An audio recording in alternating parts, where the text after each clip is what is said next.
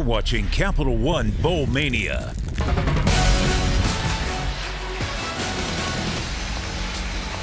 Tonight from Phoenix, Arizona, where, yes, it's still raining, and we have a roof here. It's the Guaranteed Rate Bowl on ESPN. We'll explain all that in a moment. They are in the process of closing the roof as the two teams make their way out of the field here. The big league home of the Arizona Diamondbacks, Chase Field, West Virginia out of the Big 12, and Minnesota from the Big 10. Hi, everybody. Dave Fleming, Rod Gilmore, Stormy Bonatoni. Yeah, we're in the desert. Yeah, we have a roof. It's still raining. I think they've got that solved as we get ready for kickoff. We'll dig into the specifics of these two teams. But big picture, Rod, how do you like this matchup? I think it's going to be a lot of fun. You've got two really good defenses that are underrated. You've got two veteran quarterbacks who know how to make big plays and two different styles of offense. Minnesota likes to pound it on the ground. West Virginia, on the other hand, they want to let it fly. So this could be a lot of fun, and whichever team is able to impose their will offensively is probably going to win the game. Well, let's start with the Mountaineers of West Virginia out of the Big 12, maybe inspired by the performance you just saw from Texas Tech. The season in review brought to you by Wasabi did not start well. In fact, both these teams finished the season better than they started. 4 turnovers in their season opening loss against the Terps of Maryland. The Big 12 conference season didn't begin well for the Mountaineers. They were 0-3. They got hammered in Waco against Baylor. That's kind of when things started to turn around, though. Big upset win against top 25 Iowa State. Jared Dagey threw for 370 yards in that one. Won 4 of their last 6. Got bowl eligible with their win against Kansas in the regular season finale. The head coach of the Mountaineers is down on the field with Stormy Bonatoni. That's right, Dave. And, Coach, your team was playing some of its best football here late in the season. What are some of the traits of your group late in the year you want to see carried over into today to have success? Well, we got to stop the run, and we got to take care of the football. I think those are going to be the keys, and we got to have success on first down on both sides of the ball. No doubt, and somebody I'm sure you'll be relying on to do that is Tony Mathis without Letty Brown out there today. What was your final message for him in his first career start? Well, this game's going to end past midnight. His birthday's tomorrow, so I said, hey, let's have an early birthday present. Let's get after and have a big game. Sounds good. Have fun out there. Thank you. Yeah, thanks, Stormy. Dave? I like it. Thanks, Stormy. Thanks to Neil Brown for his time right up leading into kickoff. All right, let's switch gears and talk about the Golden Gophers of Minnesota. Actually, the first Big Ten team to play in this bowl season. So the Big Ten's bowl season gets started with this Golden Gophers group. Yeah, for Minnesota, what it could have been. They were this close to being a 10-win team and actually winning the West in the Big Ten. But this is a team that's really solid, and it's really about their offensive line. And if they get things going with that offensive line that's the best in college football, they're really, really hard to beat. It's certainly the biggest. We're going to talk lots about that group up front. How about how did the Golden Gophers get here to Phoenix for this Guaranteed Rate Bowl? Well, PJ Fleck's team, Rod mentioned the loss. Really hard to explain against Bowling Green. One of the biggest upsets in college football this year at home. And people were not thinking that this year was going to end up with an 8-win season, and yet an undefeated month of October for Minnesota. They were in first place in the Big Ten West after their win against Northwestern at the end of the month, and they finished with a rivalry win against Wisconsin. They took back the axe first time since 2018, a very big deal for this Minnesota team. And their head coach, PJ Fleck, who in 2019 had a special year. Last year with COVID, things just weren't great around their program and so many others in college football this year. Much better result. And for more on the Minnesota Golden Gophers, let's go back on the field to Stormy. Well, Dave, we got to talk about this Minnesota offensive line because they are one of the deepest and most experienced in all of college football. Coming into today, they have an FBS leading 230 combined starts. Oh, and by the way, they're also the biggest offensive line in all of college football. Across that line, they average 6.5 feet tall, 336 pounds. Okay, the smallest guy on that line is Connor Olsen at left guard, and he's 310, and they're also very good on the football field. These guys all were Big Ten all-conference selections, 2 of them first-teamers, and PJ Fleck kind of joked with us earlier this week that, you know, there's this long streak of 15 years where no Minnesota offensive lineman has been drafted. He thinks that it's probably going to end this year. They're all NFL size, you guys. I think it is going to end, Stormy. Thanks for that. And, Rod, it's sort of hard to believe a program playing in the Big Ten hasn't had an offensive lineman drafted in that long of a time. This group is going to change that big time. Yeah, it's not a question of whether they're going to have a guy drafted. They're going to have several, maybe all 5, definitely 4 of those guys will be drafted. And it's not just the size. It is the talent and skill, the footwork. the aggressiveness. It's a fun offensive line to watch. So here we go, and they did get the roof closed here at Chase Field. Unique venue in the baseball park for a college football game. Minnesota won the toss. They have deferred, so West Virginia is going to get the ball first, and here we go. From Phoenix, and the kickoff a little bit short of the goal line, so it is returnable. And right away, we see a little pitch back that Minnesota was ready for. Winston Wright ended up with the football, but good special teams coverage for the Golden Gophers. Yeah, good thing to have trickeration, but you got to trick them. It doesn't work if you don't trick them. So the West Virginia offense will come on the field. Jared Dagey is their starting quarterback, has been for a while. We're going to talk a lot about him and his relationship with the fans of the Mountaineers. It's been a little up and down. His brother Seth played for Neil Brown, looking very young back in his Texas Tech days. Seth had a great career there with the Red Raiders. The Bowling Green quarterback for a couple of seasons has started every game since November of 2019. Dagey on the field for the Mountaineers. 1st and 10, and a lot of time to throw. Ultimately going to check it down to Tony Mathis. You heard from his head coach about Tony Mathis starting a game for the first time in his college career, and he gets the catch on play number 1. Yeah, he is the understudy to the Broadway actor who finally gets his shot, and big stage tonight, so we'll see how Tony Mathis handles things. And right away, some quicker tempo, no huddle look for the Mountaineers. That ball slips right through the hands of Sam James, the intended target, and for West Virginia, lucky it falls incomplete. You know, Flynn, this is a big game for Dagey. You know, thinking back to his bowl game last year where he didn't play well, as you see this incompletion, got benched during that game and has had an up and down season. He's sort of looking for some redemption tonight because, I mean, who doesn't want to be liked? Who doesn't want to have the fans appreciate them? And that has not been the case for him all season long. Been a lot of good this year, been some not so good. A little pressure came. West Virginia picked it up. Dagey, though, not getting rid of the ball, finally does throw it up, and it is incomplete. Knocked away.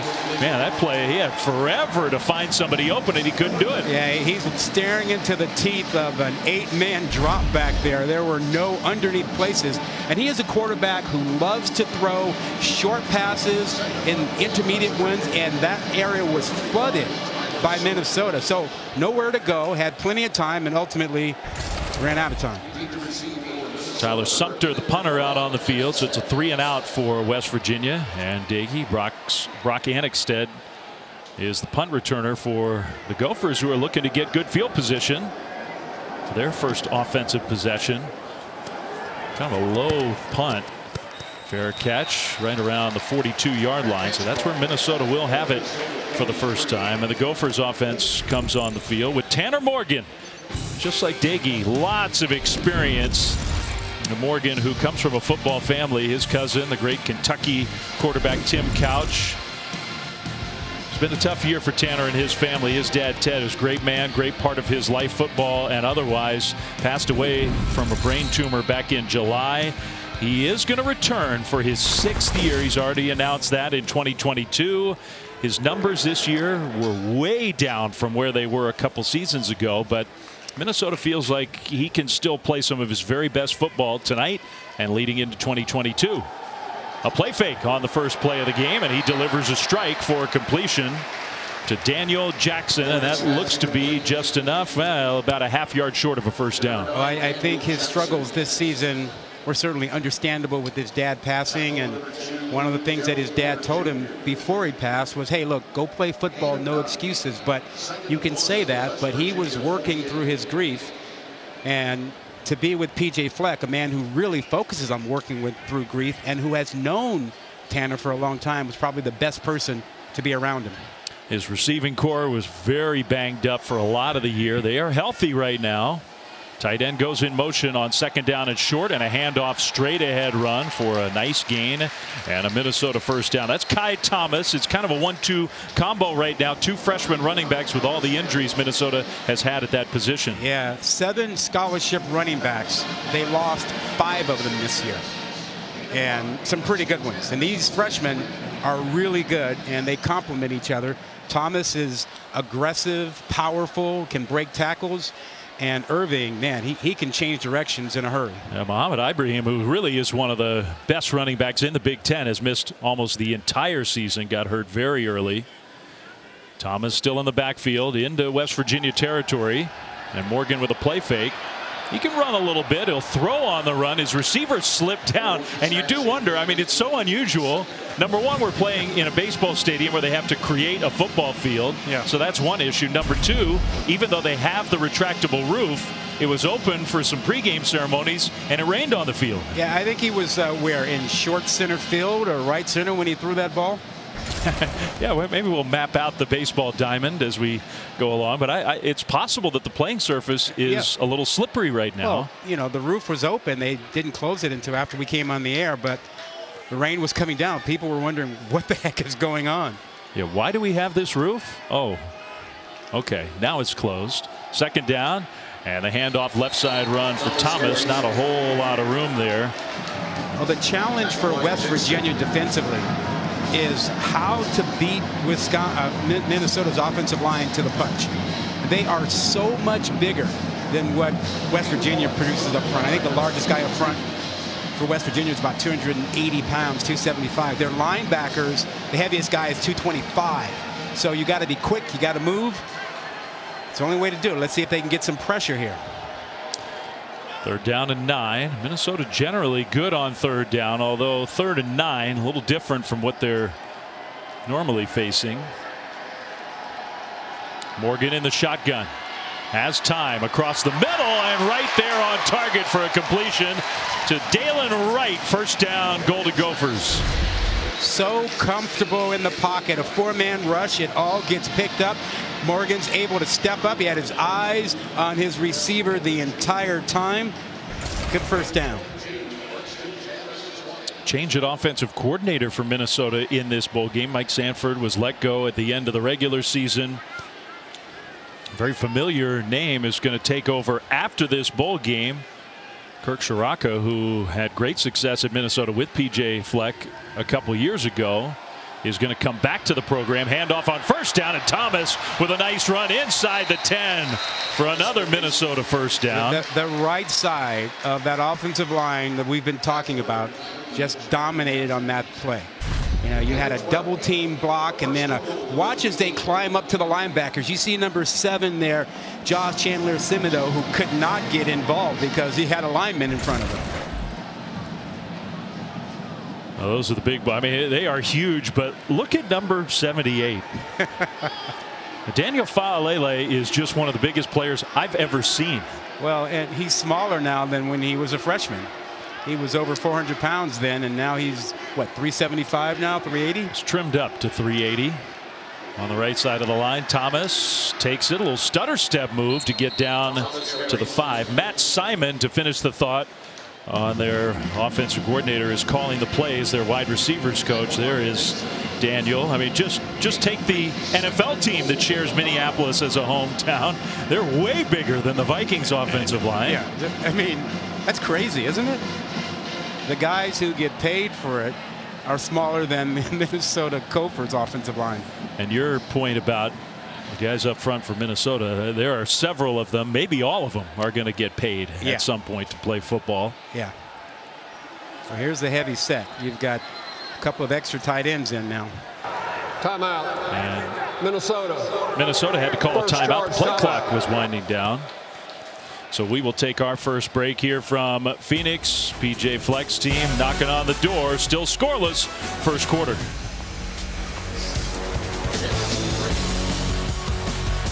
Well, it took them a while. It just got fully completed yesterday. The transformation, the home of the Arizona Diamondbacks big league ballpark here in downtown Phoenix. Just a little time lapse to tell you all the work, show you all the work that it took. That is very cool. Yeah, and here we are. You can see the left field foul pole. So this is heading into the left field seats. That's exactly right. Where Paul Goldschmidt hit a lot of home runs over the years, and many other Diamondbacks. Out of the timeout, it's 2nd and goal for Minnesota. Tanner Morgan, play fake. Pressure got picked up, and he'll throw. It's knocked down. What a nice play that was. That's Lance Dixon, who's made a couple good plays in the early moments of this game. 3rd down. Yeah, he saw that all the way. And he didn't take the fake. He just dropped into the flat area and was perfectly waiting for it. Had a chance to pick that off. Kept it up in the air, might have got it. If that one hung up just a second longer, who knows? He might have taken it all the way to the first base line on the other end of this field. I'm surprised they threw it on that down, considering the success they had running the ball.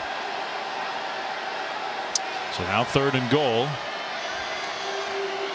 Play clock again winding down. Morgan looking left, and he's not going to get away. He gets sacked.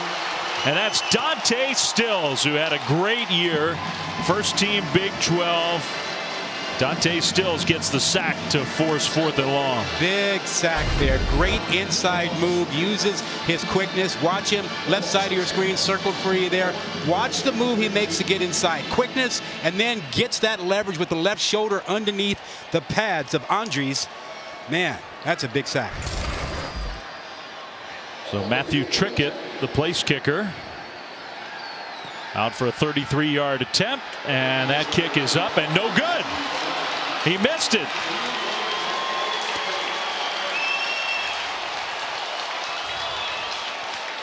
So that very impressive drive for Minnesota ends with no points at all. Yeah. This should have been a piece of cake, you know, and he just never got it to the right side. He kicked it straight where he was aiming, not towards the center at all. Foul ball, so to speak, here at Chase Field. Well, this season, along with their contributions to universities' general scholarship funds for every field goal and extra point made, Allstate also donated to the American Red Cross to help with disaster relief efforts. Thank you, Allstate. 10-play drive, no points. So Dagey and the Mountaineers back on the field for the second time, and a little swing pass out into the right flat. That's caught by Winston Wright Jr., but a good open field tackle, short gain. So the quick passing game will replace the rushing attack for West Virginia. They're not a great rushing team, and they're without Lady Brown tonight. You don't want to put everything on Tony Mathis in his first start. Mathis, another fake to him, and another pass right to right, and this one no gain whatsoever. Listen, when you got a corner playing in press coverage in the face of the receiver, you can't really throw that play out there. Even if you think you have a blocker, they're so close to the line of scrimmage, they're going to take that away from you. Mountaineers haven't run the ball yet, and you figure they're not going to be running it here on 3rd and 6. Find 34 Maffei and block him if you're West Virginia. He is an elite pass rusher, and he's showing that he's on that left side of the defense right now, ready to come after him. And now a second timeout West Virginia in the early going. This time it's West Virginia. Boye Maffei had an excellent year as a pass rusher, playing his final game with the Gophers. 3rd down when we come back to Phoenix right after this.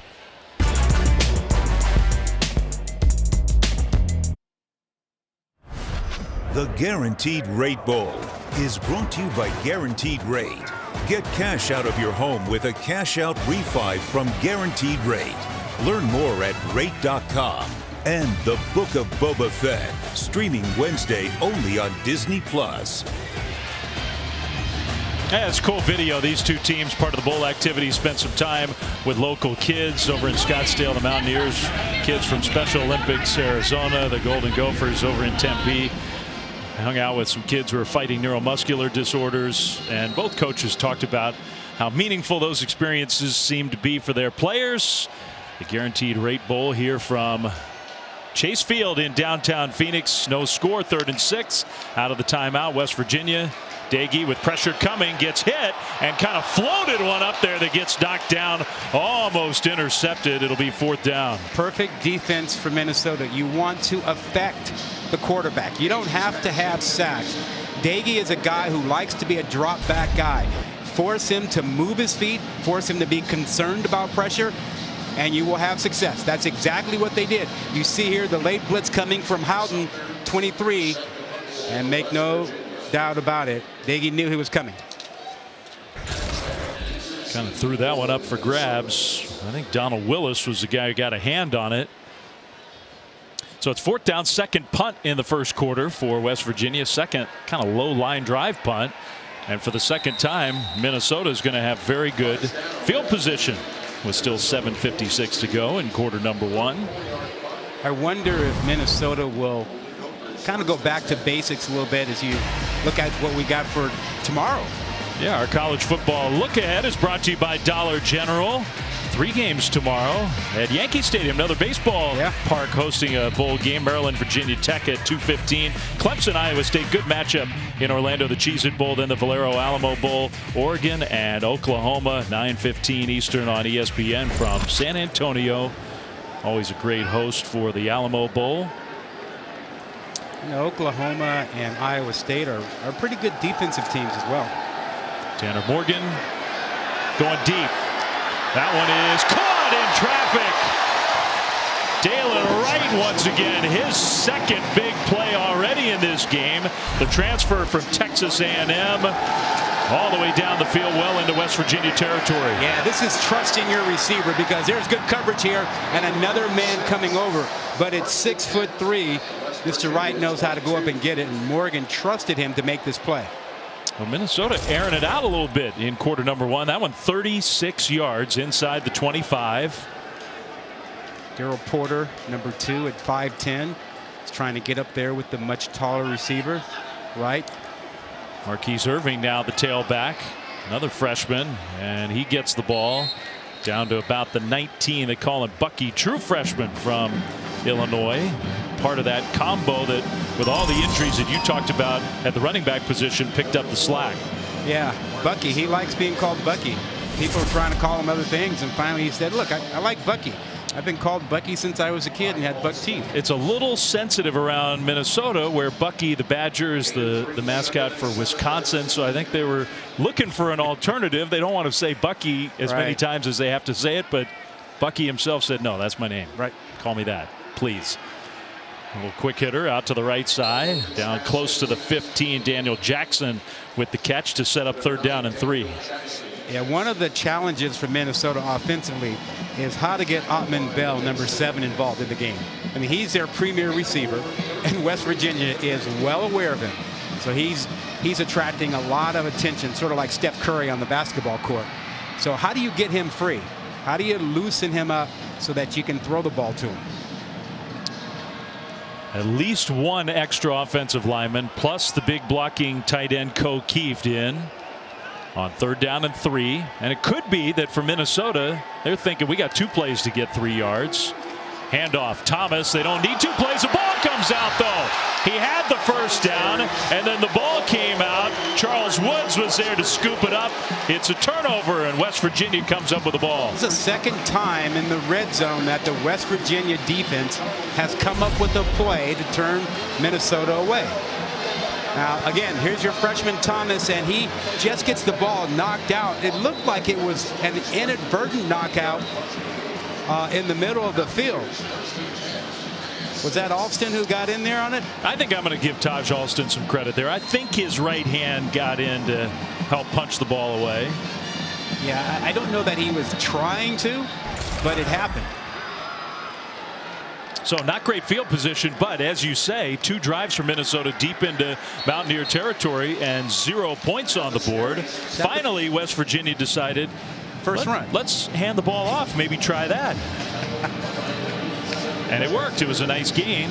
It'll be 2nd and 4. Mathis gets another carry, and he will get very close to a 1st down. Jack Gibbons, who led the Gophers in tackles this year. First red zone turnover all year for PJ Fleck's team.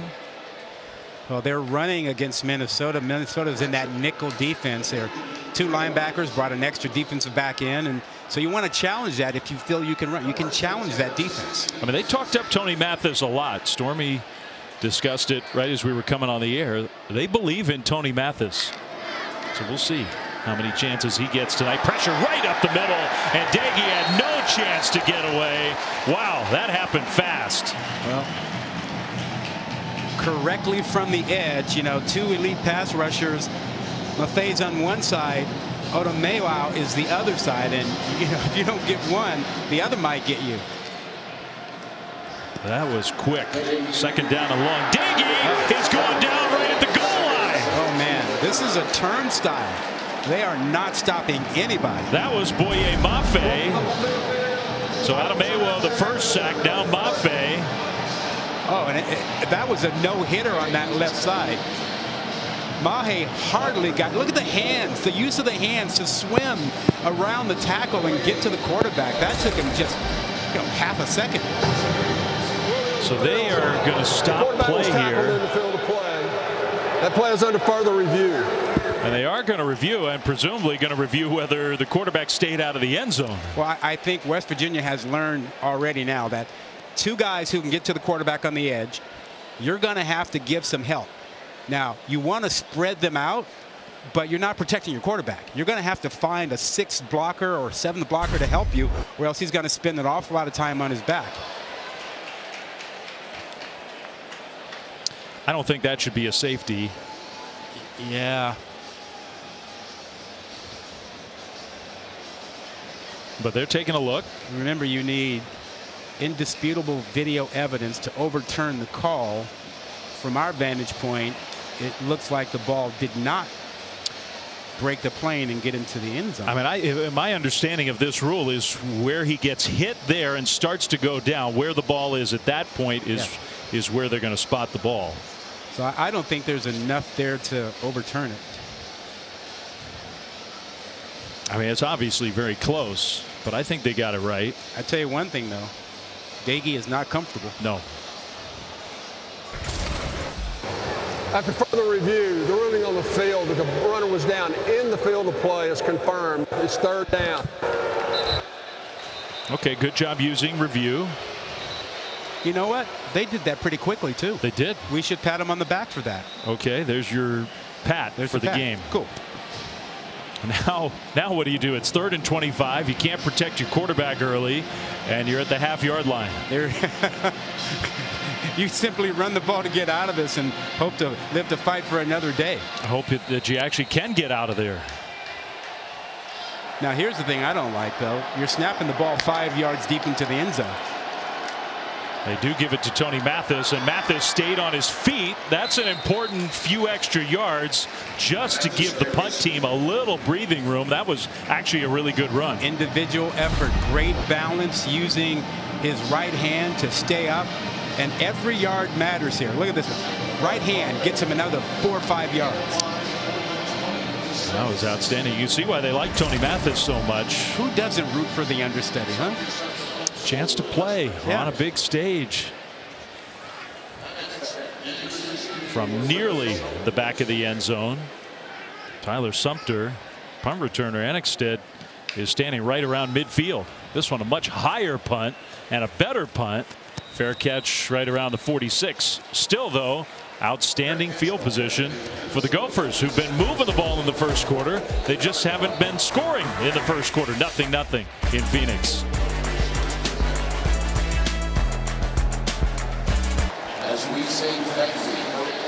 All right, while we have a moment, our Bowl Challenge Cup standings are brought to you by Progressive. This game, of course, Big 12 versus Big 10. Big 10's first bowl game here tonight, the Minnesota Golden Gophers. The one that stands out to me is the SEC. Yep. 0-4. Texas Tech took down Mississippi State today. How about Auburn losing? Houston getting a big win there. Yeah, Auburn lost in Birmingham against Houston.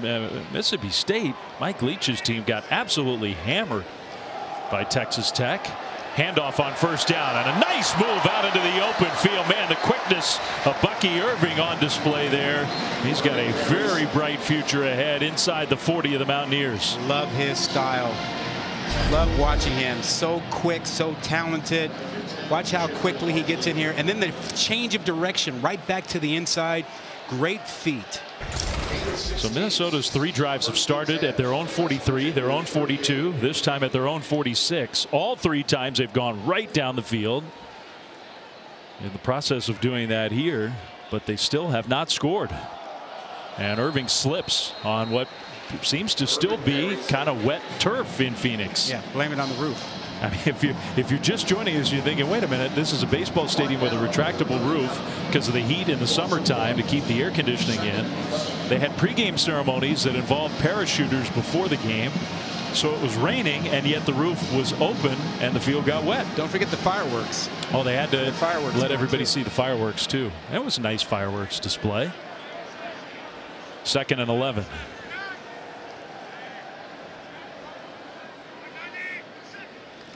Tanner Morgan, play fake. That one was tipped, I thought. Still completed, but for a pretty short gain to Mike Brown-Stevens. Good tackle by Jackie Matthews in the open field. Well, Mike Brown-Stevens may have to step up and make some plays because Ottman Bell has really drawn a lot of attention. And so another receiver has got to help get it done. He's not a bad guy to get that thing going. Famous uncle and his family. Ottman Bell, meanwhile, is wide to the right on 3rd down. And about 6. Morgan from the shotgun. Pressure got picked up very nicely by the big boys up front, and the delivery across the middle to Daniel Jackson. Very close. We'll see where they spot him. I think he got it, and he did. 1st down, Minnesota. Yeah, good route, a clear out. One receiver goes deep down the field, opening things up underneath, and Morgan waited and came back. Watch here, good pass protection. Plenty of time to check on down to his receiver in the flat. Trying to get past that wall. I mean, it's a challenge. West Virginia, we asked Neil Brown, what's been your best position group this year? Without even a minute hesitation, said defensive line. Their defensive line played really well this year. But it is a supreme challenge against the big guys up front tonight. Handoff straight ahead. Not a lot of room there. Gain of a couple yards. I mentioned Michael Brown-Stevens' famous uncle. First name John. Not John Stevens. John Legend. The incredibly talented artist who just can do just about anything. Win an Oscar, an Emmy. Well, hopefully he's watching his nephew tonight. They are close. Gives them a little feedback weekly. Oh, okay. 2nd down and 8. And now It's the end of the first quarter. The end of the first quarter. So these two teams, while the roof was open when they ran on the field. Where are we? I thought this was the desert. The ball may be a little slippery. Minnesota's defense has been outstanding. No score in Phoenix.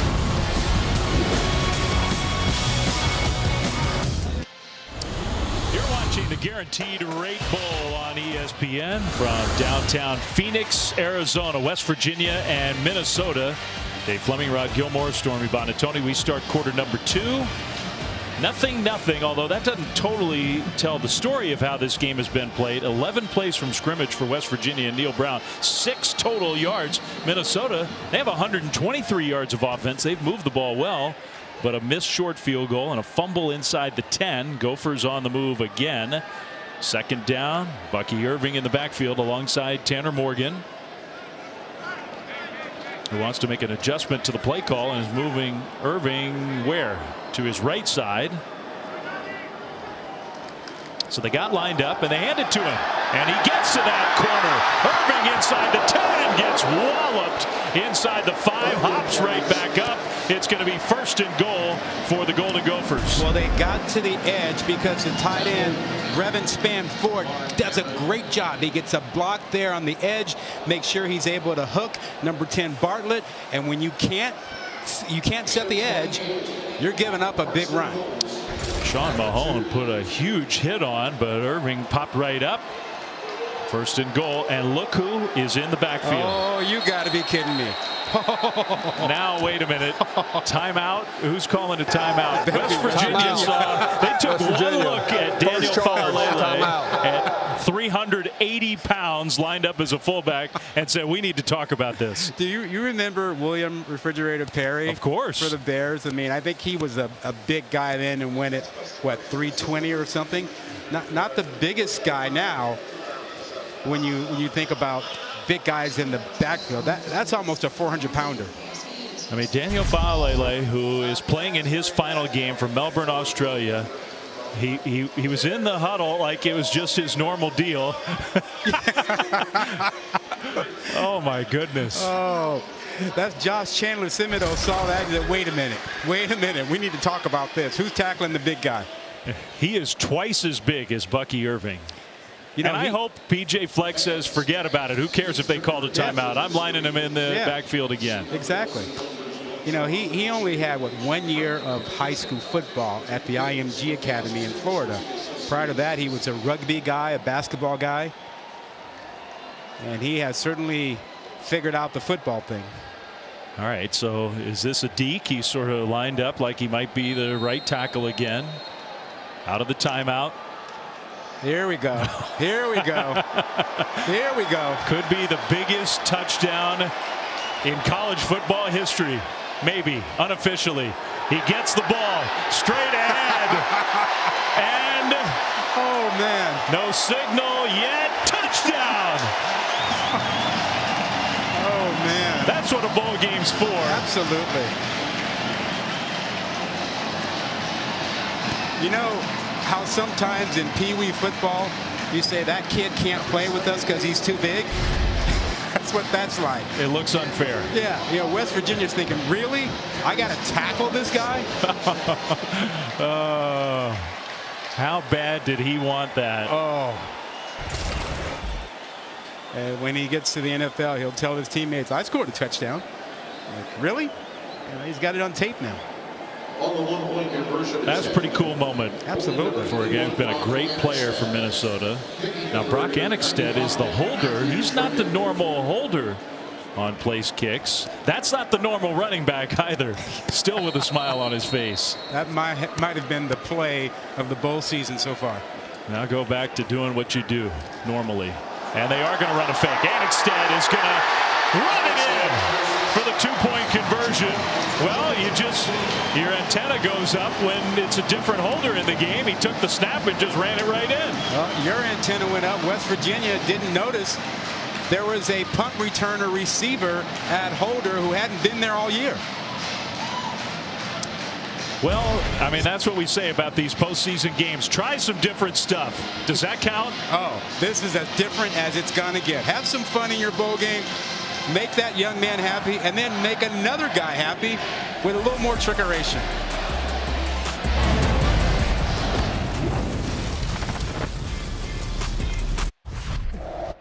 All right, seems like a perfect time for our clutch delivery, brought to you by Chipotle. 6'9", 380, Daniel Fa'alele with the touchdown run, first of his career. That is impressive. That is fun. That gets your teammates fired up. That's a huge moment. That's a great moment in college football bowl season. And if you're running a Chipotle and that young man walks in, you're thinking, I don't know that we have enough for Big Daniel. Oh man. Look at that smile. Just great. And a reward for a lot of great football over the years. Yeah. Playing his final game with the Gophers. They're going to lose 4 offensive linemen from this team. Their center will come back next year. That'll be a big challenge for 2022. In the meantime, 8-0 Minnesota gets their first points of the game. And a touchback on the kickoff. Well, Thursday, we got a lot of good college football. Bowl season is now off and running, even with some cancellations from Charlotte, right around Carolina. That's an old-timey rivalry. The Duke's Mayo Bowl, Tennessee and Purdue, and the Trans-Perfect Music City Bowl in Nashville. Then Wisconsin, Arizona State, our friend Herm Edwards and the Sun Devils from the SRS Distribution. Las Vegas Bowl, that beautiful NFL venue, at 10:30 Eastern on Thursday. All right, we'll see if West Virginia's offense can get it going. The throw across the middle, and that's Winston Wright Jr. for a first down gain. Little run pass option, fake the run, draw the linebacker in, throw the ball where he was, get rid of it quickly. They've got to protect Dagey. Yeah, you don't have a lot of time, it doesn't seem like. Mathis, the delayed handoff, and Tony Mathis with a nice run along the sideline, and he stayed in bounds long enough to get, I think, another West Virginia first down. Yes. He's just a sophomore from Orlando. They thought big things coming into this year with their star returning Letty Brown. And Tony got hurt right as the year began and just wasn't himself for a long time. Finally got healthy. The season finale, the regular season finale in the second half against Kansas, he was outstanding. But tonight, starting a game as the primary back for the first time in his career, Daigie takes another big hit and throws it incomplete. Man, he got just popped by Jack Gibbons. Second down. We talked about affecting the quarterback. It doesn't have to be a sack, but they are coming after him. They are knocking him around. He's not getting comfortable, and you got a mismatch too when you've got a linebacker coming over Mathis and another guy running free. It's been a problem. He's been knocked around the entire game. 2nd and 10 for the Mountaineers. Daigie throws. That one completed on the right side. This is Sean Ryan into Minnesota territory down to the 45. It'll be 3rd down and short. Yeah, you know, Flint, but that's the trade-off that you make when you decide that you want to spread a team out. You are compromising your protection for the quarterback. So if your guys don't get open quickly, you don't get rid of the ball quickly, your quarterback's going to take a beating. Daigie throws across the middle, and that's caught for another West Virginia first down, and even more inside the 30. The ball actually got popped down and came backwards a little bit, I think, Sam James, but a first down West Virginia. Difference there was protection. Daigie had time to wait for James to come across the field on that slow, long developing crossing route. So they say 15 yards. Down to the Minnesota 30. Daigie in the backfield, going to throw it again. Short left to Mathis, who made a great move. Still on his feet. Cuts it inside the 25 down to the 24-yard line. You know, he went to the same high school as Nick Chubb, and they're good friends. He's trained with them, worked with them, and you can see, you know, he's got that confidence too, and that little motor that Chubb has as well. He grew up in Orlando, but went to high school in Georgia. He was the guy who took over for Nick Chubb when he left to go play in college. False start against West Virginia. It's been a relatively penalty-free first half so far. But this is the best drive easily for West Virginia. Really good move there.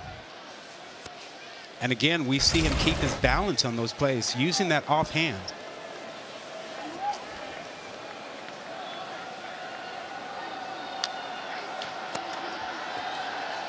Second down, Daigie.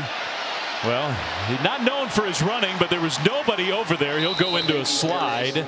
He'll be well short because they're going to spot him back close to the 25-yard line. Let me ask you this. If you're Daigie, do you come back next year? You've got another year of eligibility.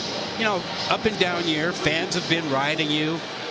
You know, do you come back? Do you go to transfer portal? You go to the league? Mathis straight ahead, and that's a West Virginia first down. I don't know. I mean, there's going to be a lot of competition at the quarterback position, even if Daigie comes back. Right. With all his experience. Very talented recruit coming from high school, actually from the Phoenix area, from Hamilton High School. One of the top-ranked recruits West Virginia has ever gotten. Plus, I mean, Garrett Green, who plays behind him, is talented. Like Will Crowder, a true freshman, also has done a good job on the scout team this year. Daigie toward the end zone into big coverage, knocked away, but here comes the penalty flag. Trying to hit Sam James, the flag thrown. Yeah, I think Newman 27 had him wrapped up before the ball got there. Pass interference, defense number 27, 15-yard penalty. He's riding him right there. Yeah. The fact that he didn't turn his head around probably hurt him. He had that right hand on him. If you're going to put your hands on the guy, you need to put the backside hand where they don't see it. But he's got the right side. I don't know that he impeded him, though. I don't think that he really affected him. It was definitely a risky throw from Jared Daigie. Yeah. But the penalty means it's 1st and goal Mountaineers. With Mathis in the backfield.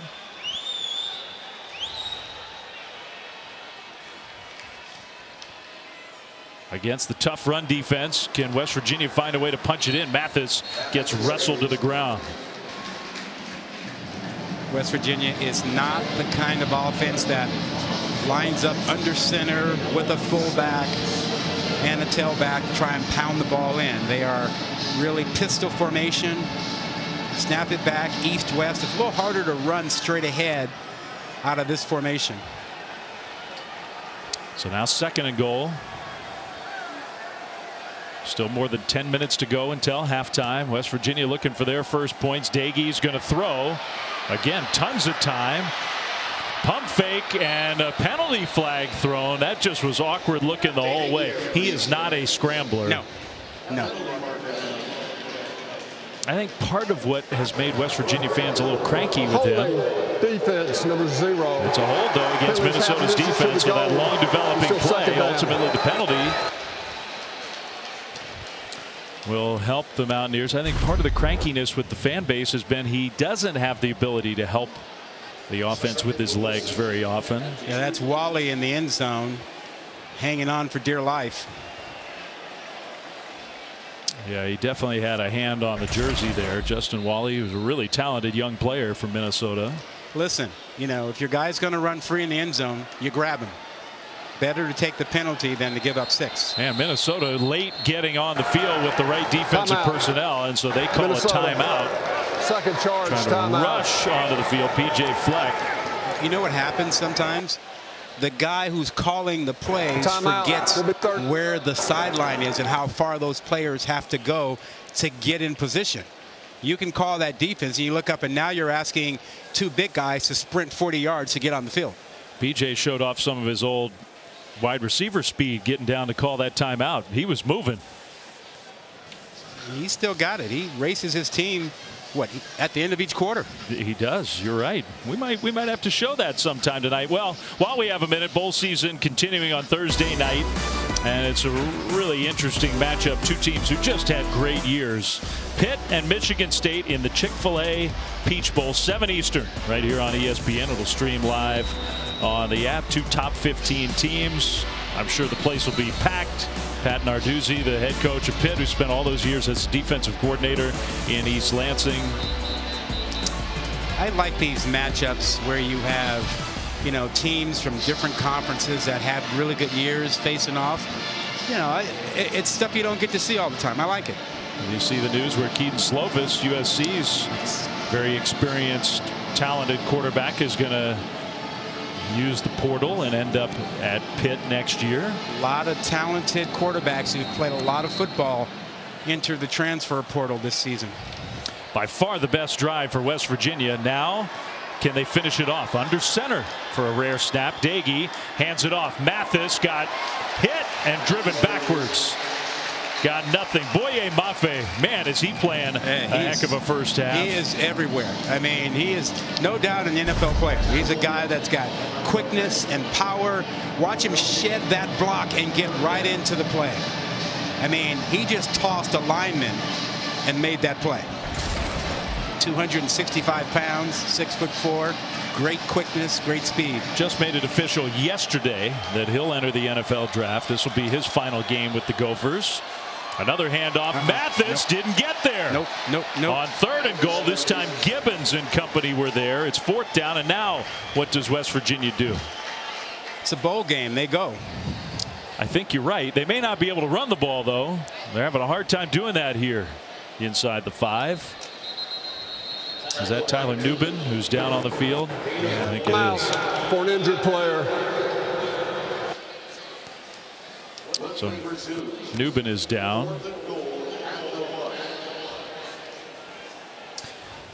And hopefully Tyler's okay. We'll be back to Phoenix where it's going to be 4th and goal right after this. This past season, the Istanbul chairman. Well, Tyler Nubin did get up and walk off the field, goes into the injury tent. So hopefully that's good news for a guy who Minnesota said was their most improved player this year. Tyler Nubin, important part of their defense. Before we have the 4th and goal play, the night we've been counting down to December 31st, Friday, the college football playoff semifinals. The #1 seed, the Alabama Crimson Tide, against the first group of 5 team to make it to the playoffs. Cincinnati, Michigan, Georgia will follow around 7:30 Eastern Friday on the app. Lots of different ways to watch, but most especially right here on ESPN. Can't wait. Should be fascinating. Two great matchups now. 4th and goal. West Virginia's run the ball 3 times in a row, and they have not been able to punch it in. Mathis in the backfield. Not a lot of room to throw it down here. And they are tightly bunched with an extra offensive lineman in there as well, and they are going to fake it. Dagey rolling out, trying to find somewhere to go with the ball. He'll run it, and he gets there. Touchdown. Jared Dagey just bought as much time as he could, finally ran out of time and thought the only chance I have is trying to get to that pylon. He really didn't want to run that. He was really waiting to try and get that toss into the end zone. Right here he says, you know what? I got no choice. And who says he can't run? Great awareness to stick the ball inside the pylon without going out of bounds. So now West Virginia, in an unusual formation, at least at the start, is lining up to go for it. And they'll throw it toward the end zone. Knocked away, incomplete. Jordan Howden ended up doing a nice job to knock that ball away. The very unusual formation did not work. Yeah, and that's putting a little bit too much pressure on Dagey. He's not a scrambler. He's not a guy who's at his best throwing on the move. But he did a really good job of getting this ball at least back into the area where Ford Wheaton had a chance at it. Really good play by Howden. So we've seen a 380-pound offensive lineman running in for a touchdown. We've seen a fake extra point for a 2-point conversion. And now we see that unusual formation for the 2-point try that didn't work. But West Virginia is on the board. 8-6 is the score with 8:48 to go here in the first half from Phoenix. Neil Brown's not all that happy about the way that last play went. The head coach of the Mountaineers in his 3rd year. He does, though, Rod, have to be pleased with the way his offense performed on that last drive. First quarter, West Virginia's offense was just totally shut down. They came to life. Yeah, and he's got to be happy with his defense because his defense made 2 big stops in the red zone, or Minnesota would have a couple more touchdowns by now. So he's got to feel good about West Virginia being where they are right now. Yeah, the fun part about these bowl games, to me, one of the main reasons why they can be so fun is when you see different stuff, different players, chance to do some different. We've seen a lot of that already, but you also want to have a competitive game. Early on, it wasn't looking like it was going to be all that competitive. The Gophers were just dominating, but West Virginia's offense on the board now. And you're right, the missed field goal, then the turnover forced inside the 5. Maybe when we look back on it, will have saved the Mountaineers' chances. Now they kick it off out of bounds. Free kick out of bounds. Kicking team. Ball be placed at the 35-yard line. First down. So that's not great. Still nothing for Chris Ottman-Bell from Minnesota. A really, really talented wide receiver who, by the way, announced he's coming back in 2022 for Minnesota. He and Tanner Morgan will keep their dynamic duo going. Most of the offense will be back other than those guys up front. They got to find a way to replace some great offensive linemen, but a lot of experience will return on offense. New center in for this series, Nathan Bowe. Play fake. Tanner Morgan will step up and start to run. He's a little bit more of a scrambler than Dagey, and he made something happen there on first down. And he had a smart decision there. He was looking to do the run-pass option and fake the run, read the linebacker, and he was about to throw it, and he looked up, and there was a guy, the linebacker, standing right there. Had he thrown that, that would have been a pick 6. Kai Thomas in the backfield for 2nd and 6. Let's see if they try to get Chris Ottman-Bell the ball, number 7.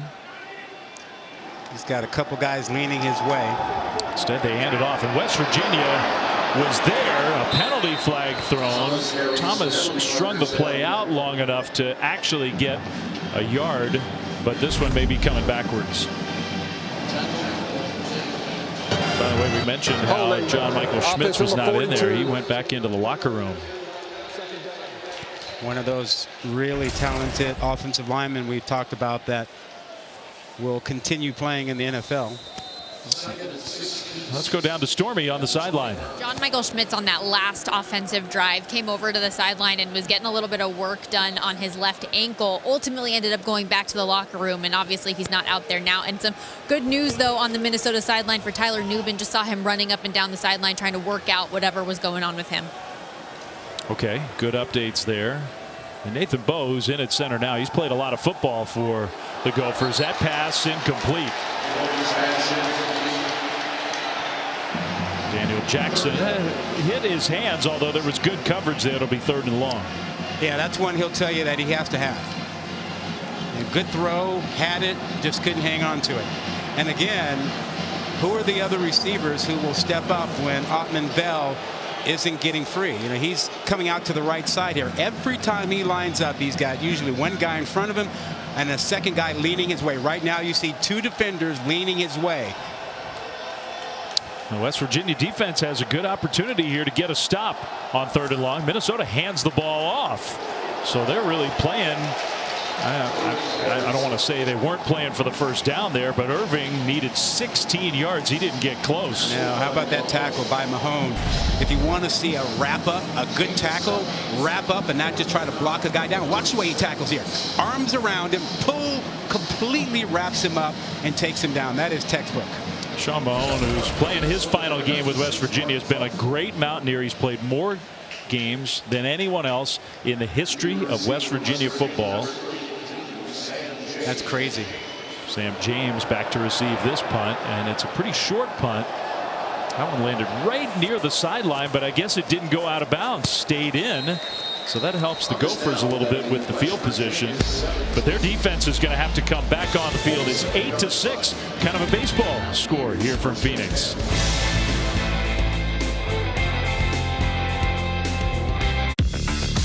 ESPN, home of the college football playoff semifinals. Friday, December 31st on ESPN.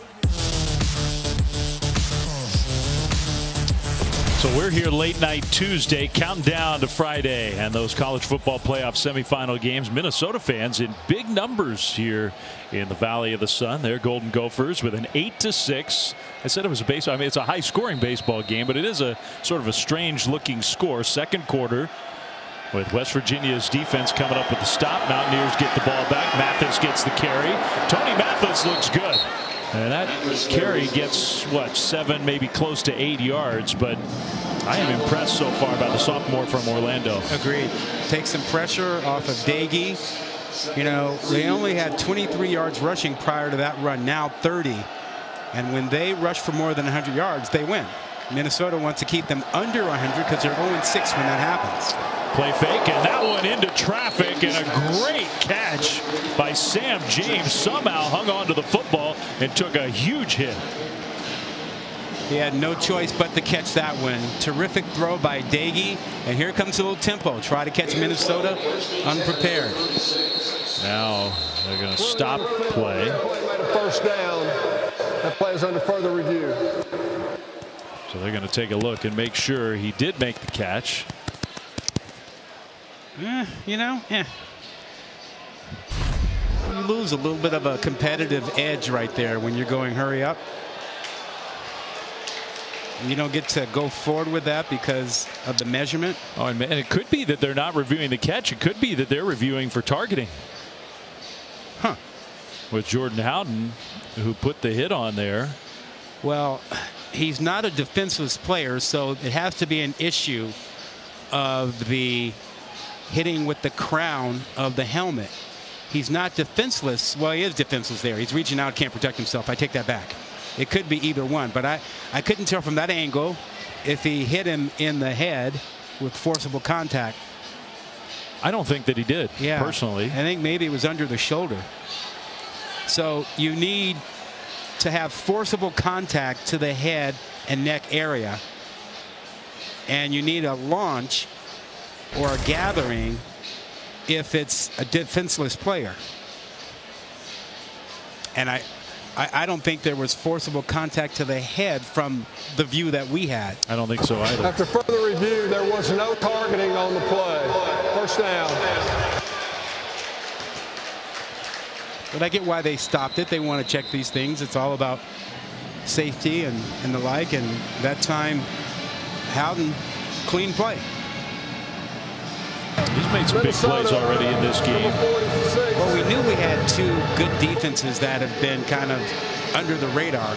But I'd be lying if I told you I thought the score would be 8-6 halfway through the second. Clock will wind now. Back to football. 1st and 10 Mountaineers. Daigie hands it off to Mathis, who made a couple Gophers miss, then takes a hit as he goes down. Lost a yard or so. Still seeing guys slip on this turf. Yeah, and I mean, early in the game, I thought, well, they had the roof open for the pregame ceremonies. It was raining a little bit. Maybe that was the issue. But when you create a football field from essentially nothing, could be a little bit more of that. Because you're right, we've seen a lot of that. Long throw to make and incomplete. Daigie keeps staring into what looks like a two deep coverage, two safeties playing deep, and then occasionally you have the corners who are also dropping deep in kind of a quarters look where they split 1/4 of the field. So the deep ball is a challenge, and so that's a problem for him right now. Minnesota was allowed to substitute. They got some new personnel on the field, showing some pressure on 3rd and 11, but they rush only 3. Daigie, even with that 3-man rush, is going to be sacked. Yeah, can't happen. He's going down. Cannot happen. You got a 3-man rush and you're blocking with 6. Can't happen. That's the 3rd sack already for the Gophers. Asezi Otomewo was the first guy who got there, got the ankles of Daigie, and then he got some help. The problem here for West Virginia is that they see all these guys showing blitz, and so they get confused on who's picking up whomever. And then you have a nice move by Otomewo, who just, goes from right to left, and they didn't pick him up either. But 3 guys rushing with 6 blocking. Come on, Flynn. That was Zach Frazier, who's an All-American center. I mean, he's one of West Virginia's best players. Penalty flag thrown right as that ball was snapped. The punt's going to roll out of bounds inside the Gophers' 35-yard line. We'll see what the penalty is.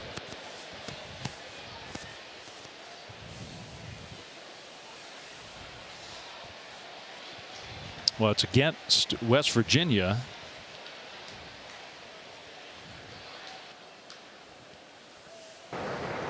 Illegal formation on the offense. More than 4 players in the backfield. The 5-yard penalty would be added on from the end of the kick. Receiving team keeps the ball. First down. Okay. So Minnesota will have it. And again, with good field position for their offense when we come back to the Valley of the Sun. Phoenix, Arizona.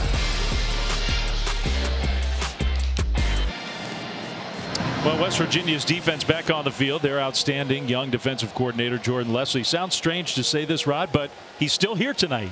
I know. He's having a little tough night. You saw the big side there. He's on baby alert. His wife is due January 4th, and they know the baby could come early. He's got his cell phone, and he told us, hey, if that phone rings, I'm out of here. He's never had a game where he's had his cell phone on him during the game, on the sidelines, handoff Minnesota on 1st down. Good defense from Jordan Leslie's group. But he told us, you may see me actually pick up the phone and answer the phone on the sideline during the game. And if it's the call that we could get, I'm out. He's out of there. It'll be their 3rd, and Jordan says final child born here any day now. A really good job in Morgantown. Oh, yeah. The pieces were not really in place when this staff took over to have an outstanding defense. Last year they were the best Power 5 defense statistically in all of college football. Yeah. Well, you can build it faster the right way when you get a little help with the portal. Big hole here, and off to the races. Kai Thomas all the way down inside the 10. The big guy of the combo of freshman running back showed off off some real speed. Yeah, one cut and go. The right side of this line. Look at the big cutback lane they give him. They just push the defense right where they wanted to go. Thomas read it perfectly. And then great closing speed by Mahone on the outside to keep Thomas from getting to the end zone. But that right side of the line just pushed the West Virginia guys right to the right side where they wanted to go. And a huge lane opened up. That's 50 yards for Kai Thomas. And now 1st and goal for the Gophers with that big offensive line. Bucky Irving in the backfield, and he'll make a cut. Gets down to the 5. Tackled right around that 5-yard line. You know, when that offensive line gets a hold of you, you're not getting away from them. And this is, again, we mentioned it before, an undersized linebacking group and not the biggest defensive line. Austin's 250. Mesidor is 270. And Jefferson, when he's in there, he's 295. But you're talking about, what did Stormy say? An average of, what, 330 or so? Yeah. They are shuffling along that line with their starting center out. Right now, Connor Olson has moved over to play center. Thomas in the game. Amen. Touchdown, Minnesota. After the 50-yard run, he took the next play off, caught his breath, comes right back in and punches it in. I think there were 2 or 3 offensive linemen standing in the end zone with Thomas at the end of the play. Watch them keep their feet, just pushing guys out of the way. My goodness. That's a dominant offensive line, and you got a good back like Thomas behind him, who's only a freshman. Wow. Yeah, really good job, Connor Olson, Nathan Bowe, among others up front. Extra point is up. They actually kicked it this time, and good. 15-6. All right, now if it's a baseball score, it's a pretty high-scoring game. Yeah, you got a couple of grand slams in there, a 3-run jack somewhere. 15-6 for PJ Fleck's team with 2:14 to go in quarter number 2. And we'll be back in 10 seconds after a message from Ally. However your team completes that unbelievable game-changing touchdown, for everything we do, we're all better off with an Ally. Back to you.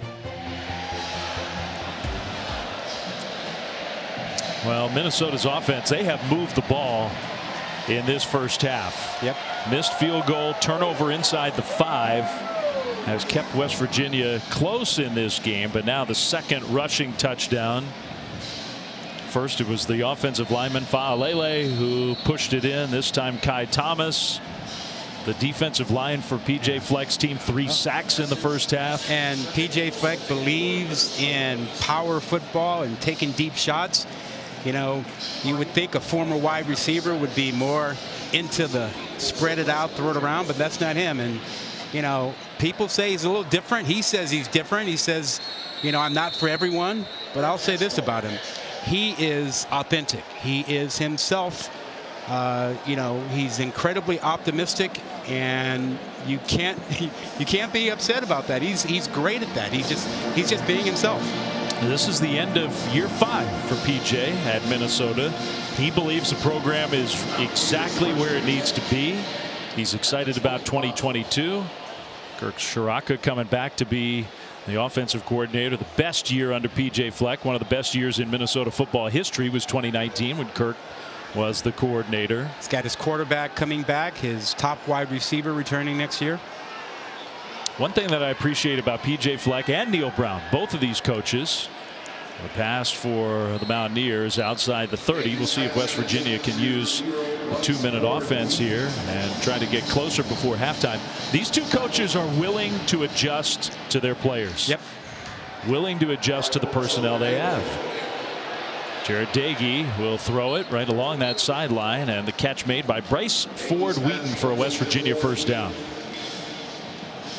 You talk about adjusting. Dagey has had to adjust in this game. He is a pocket passer who's had to make most of his plays on the move because he's not safe in the pocket. He's been knocked around a lot. What, 3 sacks already? A few hits.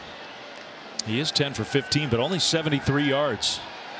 Little pump fake there, and another short throw, this time to Mathis.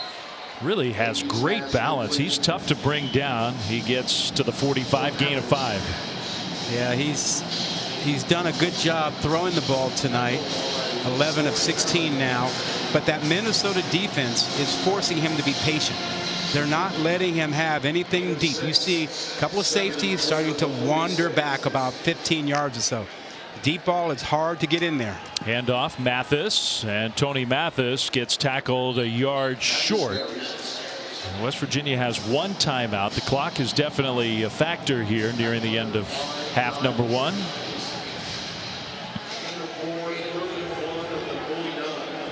And they're going to push it forward and get the first down. Good to see them get under center for those short yardage situations. Yeah. And I appreciate that too. A spread team that does practice some under center snaps. Some teams just out and out don't do it. Dagey will throw the ball away. And man, he needed to put a little more mustard on that one. Yeah, Coney Durr almost had that. He thought, let me see if I can be a receiver and keep my feet in bounds when I get this. I mean, you got to chuck that thing about 20 yards farther if you're throwing it away. Yeah, give us the arm strength. Put it in the second row. That was close. Too close for comfort. So 2nd and 10 does stop the clock. Minute 11 to go. Can they get their slot receivers on the safeties? That's where the money can be made. This time the 4-man rush, who was picked up nicely. The completion across the middle and a fumble. The ball's loose. It's still loose, and West Virginia came up with it. It was the running back Tony Mathis down the field who somehow recovered it after Reese Smith had the ball stripped. Yeah, watch the end of this. Watch Mathis, the hustle to come down here and get involved, trailing the play. I think the understudy has been playing like a star tonight for West Virginia. He has. He's played well. That was a big play. Keeps West Virginia's hope for points alive. This is a big hustle play. It's a running back who was 10, 15 yards away. He trails the play because you never know what's going to happen. And because he hustled, he's able to recover that. West Virginia was called for a procedure penalty, and now they'll use a timeout to keep that clock at 53 seconds with first down coming up. Coming up on the Smile Direct Club halftime report, Kevin Connors, Jesse Palmer with highlights from today's bowl games, breaking down Michigan, their chances against Georgia, and of course the big news in the football world today. We are all going to miss the great John Madden. So very sad. You know, growing up in Oakland, the Oakland Raiders were Al Davis and John Madden. You know, you could change quarterbacks from Darryl LaMonica to Kenny Stabler to Jim Plunkett, but it was John Madden and Al Davis. Even when Madden had moved on to television, you know, he was still a part of the Raiders. It's well, you could make a good argument that nobody impacted the game in more ways over all the facets of his career in the history of pro football than John Madden. I think that's right. I think that's absolutely right. And imagine this, you know, you've got a number of generations who did not see him coach, who grew up with him because of his video game. Yeah, made new football fans all over the world. Dagey, first down, throws short, and that pass caught again by Smith, who steps out of bounds to stop the clock. Well, the Mountaineers at minimum want to be in position to get 3 points, but 48 seconds. Yeah, they're probably a little bit out of range right now. It would be about a 52, 53 yarder. Yeah, Neil Brown told us he really likes to kick from 50 in.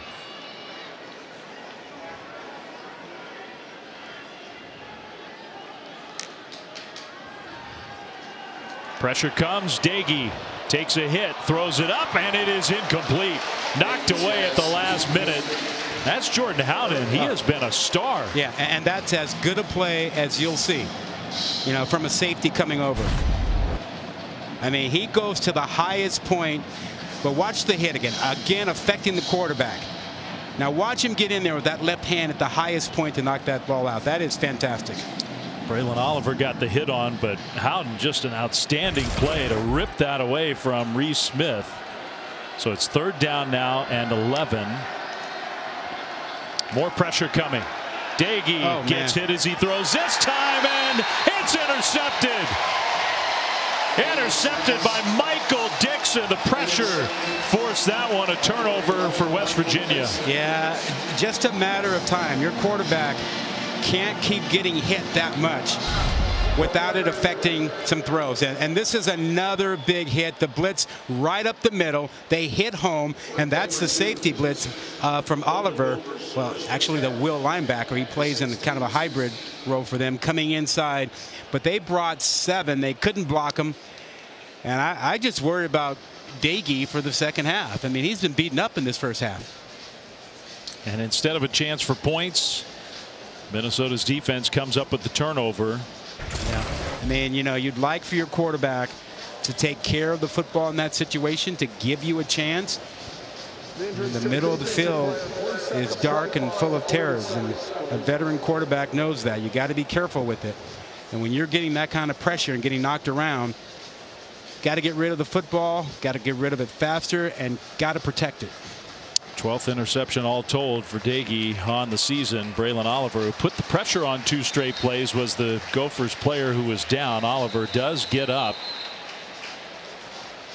You know, we talked about Dagey early on, Flynn, sort of seeking some redemption from his bowl game last year, where he had 3 turnovers, a couple of picks, and a fumble, was benched in the second half. So we know he was looking for a better game. This first half has been a little challenging because West Virginia hasn't been able to protect him. Well, the Gophers are just going to take a knee and be happy getting the ball to start the second half with a 15-6 lead at halftime here in Phoenix. They'll let the final 30 seconds or so tick off the clocks. The players have to run down into the baseball dugouts and through the tunnel to get to the locker rooms. So it might take a little longer than usual. They can touch all the bases where they used to be on their way in, right? Touch it for luck. So there they go to regroup in the locker rooms at halftime. Halftime score 15-6. Kevin Connors and Jesse Palmer coming up after this short break.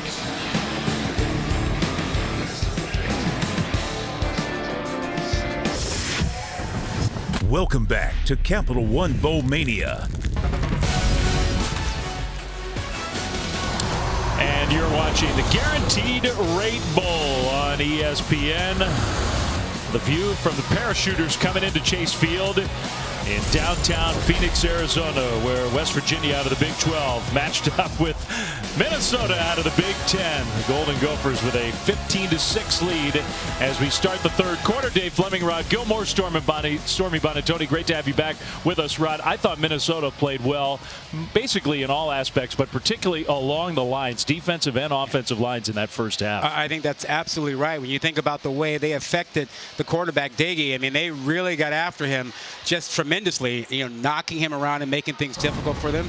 And then, you know, they ran the ball as they needed. But really, it all started with what their defensive line did and their linebackers. And I think if you're West Virginia, particularly if you're Dagey, you're going to say, look, I can't get better protection. I got to get rid of the football. Self-preservation, he's got to get the ball out of there faster for West Virginia to have a shot. You see the big pick right before the end of the half that kept them from getting points.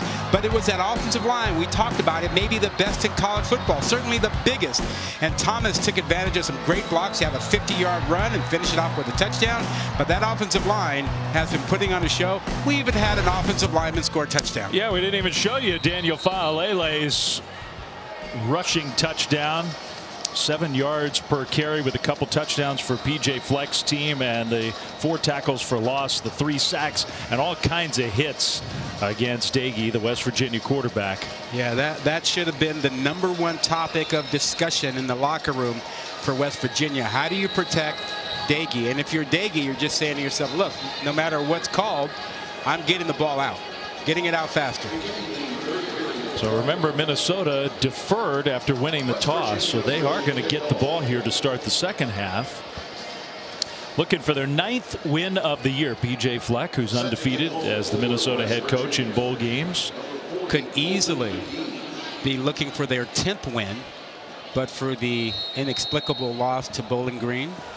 Agonizing loss against one of their rivals, Iowa. Yep. PJ Fleck still has not beaten Iowa. That'll be a big goal, I would imagine, for 2022. You know, a lot of people thought he was a flash in the pan. Western Michigan got things done, came over to Minnesota. But look, he's been here 5 years, and he's been winning. At some point, you just quit saying flash in the pan and recognize he's a good coach. He knows what he's doing. Yep. Well, a penalty flag was thrown. Kicking team number 40. How often do you see a delay of game on a kickoff to start the second half? On any kickoff, for that matter. A delay of game. Bizarre. That's hard to explain. So West Virginia is going to have to do it again from 5 yards back. And maybe a chance for the Minnesota special teams to give the offense some field position. Minnesota's offense, you know, the total yardage doesn't look all that impressive. Part of that is because they played with short fields most of the first half. That's right. And, you know, they made good progress on those short fields, getting into the red zone on their first 2 possessions, but then stalling out with a sack and missing a field goal and then turning it over with a fumble.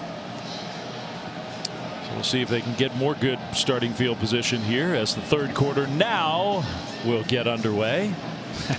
Kind of a line drive squib kind of kick, scooped up around the 15, and it is returnable out to the 25 and close to the 30. Let's go down on the field to Stormy. Well, Dave, I asked West Virginia head coach Neil Brown what the biggest challenge has been for his offense there in the first half and how do they adjust. And he said Minnesota's defense has come out and pressured us a lot more than we expected them to. They're mixing things up a lot more. And so we just need to go out there and be us. He said his message to his group was to compete. There have been a lot of comebacks in these bowl games, and he thinks that his group is certainly capable of that. But first and foremost, they have to be better on first downs. The only times they've been able to sustain drives is when they were good on first down.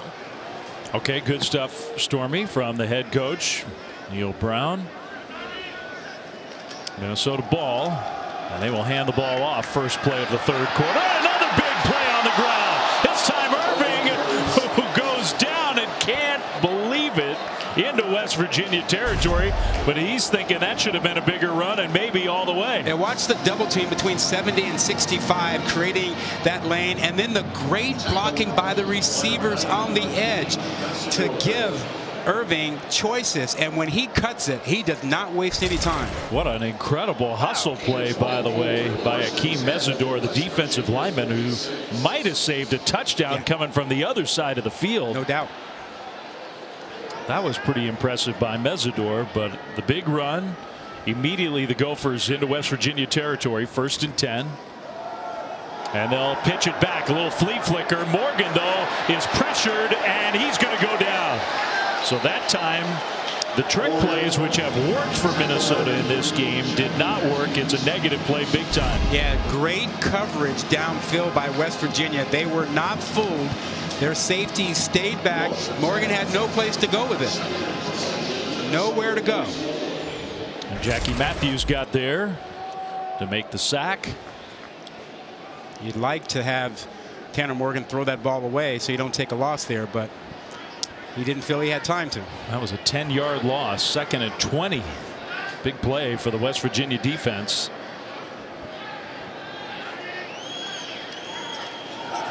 Morgan, play fake, throws high, knocked away. And that time, Chris Autman-Bell, who's not really been involved on offense, kind of had to play defense. Yeah, they forced that. He was not open. I mean, there were 3 guys around him. He's drawing a lot of attention. And you're right, he had to be a defensive back on that play.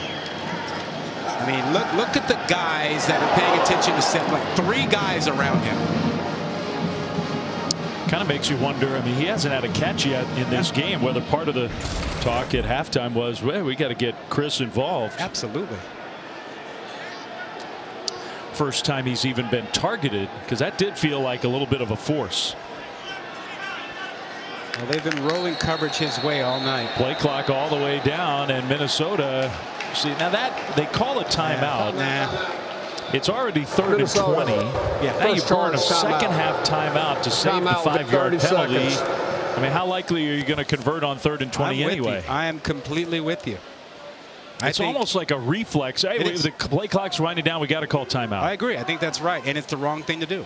I mean, go ahead and take the 5-yard penalty. What's the difference? 3rd and 20, 3rd and 25. Yeah, to me, the timeout's more valuable. Yeah. I mean, how many plays do you have that can get you 3rd and 20 or 3rd and 25? Throw it up and hope for a penalty. That might be one. All right, so the timeout for the Gophers. Fans, you can join us virtually for the College Football Playoff All-Access Experience, featuring exclusive content, games, and daily prize drops. Register today at ESPN.com/CFP All Access. Thank you.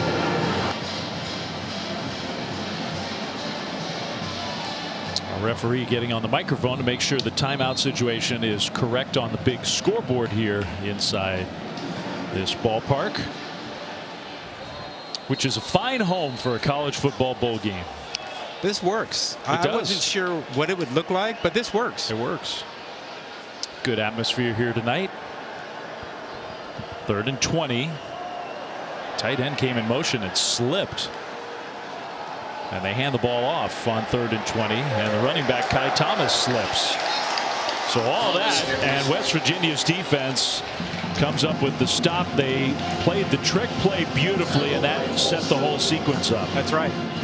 They've used their speed and quickness to get to the edge when it looked like with the first play of this drive that they were going to be in trouble because of the big run by Thomas, but they bounced right back. And they get a stop. And speaking of that big play, I think we should circle that play by Akeem Mesidor. Yeah. If West Virginia can somehow come back in this game, he may have saved the game for him with that tackle. High punt, no fair catch signal. Maybe there should have been. James goes down.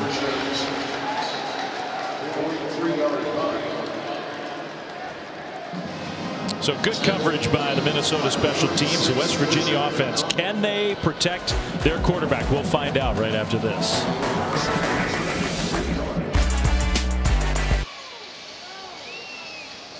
Well, if you come to Phoenix, particularly around holiday time, the Botanical Gardens, really cool place to visit. I recommend it. I should have asked you about that this morning. I could have gone over It's a little late now. Yeah. 3rd quarter, 15-6. West Virginia's offense on the field for the first time in the second half. I should have spoken up. They have to overcome a trend. They did not get to 200 yards in the first half. When they've won this year, they have. When they've lost, they haven't. Well, the main thing, Mathis needs to touch the ball more, and let's see if they protect the quarterback better. And at the moment, Justin Johnson, the true freshman, is in at running back, and he gets the carry on 1st down for a nice gain. Kid from St. Louis, this will be his biggest chance to play for West Virginia so far in his young career. Another young player they're very high on. Yeah, he had a lot of offers coming out of high school. Cal, Michigan State, Minnesota, Washington State. Straight ahead, Johnson gets real close, and I think he got the 1st down. So that's interesting because Tony Mathis did a lot of good things in the first half, but at least at the moment they're giving Justin Johnson a chance. Yeah, I hope that's what it is. I hope there's nothing going on with Mathis that will keep him from coming back. I see him on the sideline with his helmet on. Daggy, plenty of time, throws, and that one is knocked away at the last moment. Took a long time to get to Sean Ryan, and Justin Wally was there. He's holding that ball too long. I mean, that when he has to come off of his primary faster than that and get rid of this ball. He's got plenty of time now. You see, he finally looks over there, and this ball, it's not the strongest arm. You see that ball's on the inside. It's on the inside so the defensive back can make a play. It's got to be outside. It's got to come out faster. Daggy looked right, now back left, and again, holding on to the ball, being pursued. He will throw, incomplete. Got tripped up right as he released the ball. Tell you one thing. He is a competitor. He is a fighter. He's been knocked around, and he gets right back up, and he goes right back at it. Look at the back of his jersey. And front side's clean, back side is chalky and dirty. He has taken a lot of hits already tonight. And I think you're right. It's an important point. It's not all on the offensive line. There have been a few times where he has held on to it for way too long. 3rd and long here. Daggy holds on to it again and will go down. Another sack for the Gophers defense. I don't think he recognized that there was a blitz that time, because if he had known the blitz was coming, he would have gotten rid of the ball sooner. Because it was a delayed blitz, I think he missed it, and he assumed it was simply a form. Watch the left side, and you're going to have another guy coming in from out of the frame, and I don't think this gets picked up. Here comes the other one. So now it's been a change. I don't think he saw that. And you got to give the Minnesota secondary a lot of credit here, because at least in the eyes of Jared Daggy, he doesn't have anywhere to go with the football on a lot of these plays. That's right. Booming punt this time, and a fair catch all the way back at the 30. So a good punt from Tyler Sumter. Minnesota gets the ball back. Well, New Year's Day, how about the lineup of bowl games we have for you? And that graphic isn't even big enough to include what I think is going to be a really good game. You and I will be in Tampa for the Outback Bowl for Penn State and Arkansas, but Oklahoma State and Notre Dame here in town at the PlayStation Fiesta Bowl. You got Utah, Ohio State in the Rose Bowl. How good will that be? And then Baylor, Ole Miss at night, 8:45 Eastern in New Orleans at the Sugar Bowl. I'm looking forward to those. I wish that we could have all players eligible playing those games.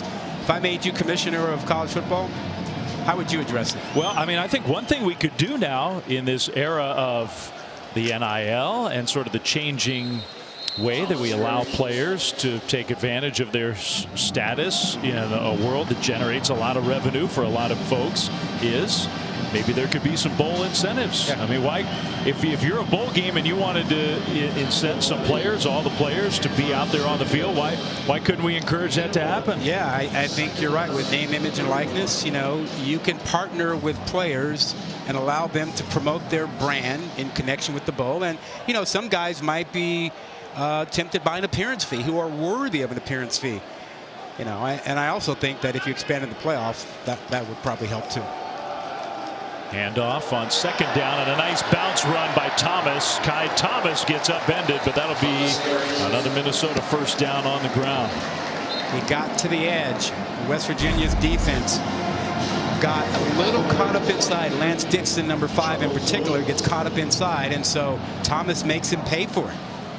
When you are responsible for the outside, trust your teammates, and you stay outside and let them stay inside. Plus, when Daniel Faalele is out there, run behind that guy. Yeah. I mean, he is a human wall. What a game he's having. You know, I got to believe at times you can't see the running back behind him. Like all times. Lots of the NFL scouts who are here, we were told, are here specifically to watch him and his line mates up front for Minnesota. I think that's the center of attention in the scouting world tonight. Well, and, you know, he's not just a big guy. You know, if he were just a big guy, the scouts wouldn't be that interested. But when you put on the tape and you watch him, he moves. He's got good feet. He moves. And he doesn't just lean on guys. He's got power. He uses his strength and his size. So I think those are the things that intrigue people, because there aren't many folks 6'9" and 380 pounds walking around on the planet. I mean, even at the NFL level, the only guy I can think of just off the top of my head, Trent Brown, is right. And he's close to that big. I don't think he's even quite that big, but close. Play clock winding down again. Minnesota just got it snapped, and good thing they did. The handoff to Irving. Irving into West Virginia territory inside the 40. Yeah, and West Virginia has had trouble this series securing the edge. And when you don't take care of the edge of your defense, good running backs will bounce it and make you pay. Good blocking by the Minnesota receivers to knock out the safety who came down and was responsible for the edge. But you gotta have an edge. And Faalele is he's just dominating right now. You sort of feel for Mesidor and Jordan Jefferson, some of the others who are trying to stand up to the big man. This time, a run blitz. Jackie Matthews got in there and upends Irving for a loss of a yard. West Virginia's defense has certainly throughout the game been better, closer to the end zone. maybe they will be bend but don't break here, but they need to come up with a play here. Going down another score would be a real problem because their offense hasn't shown an awful lot tonight.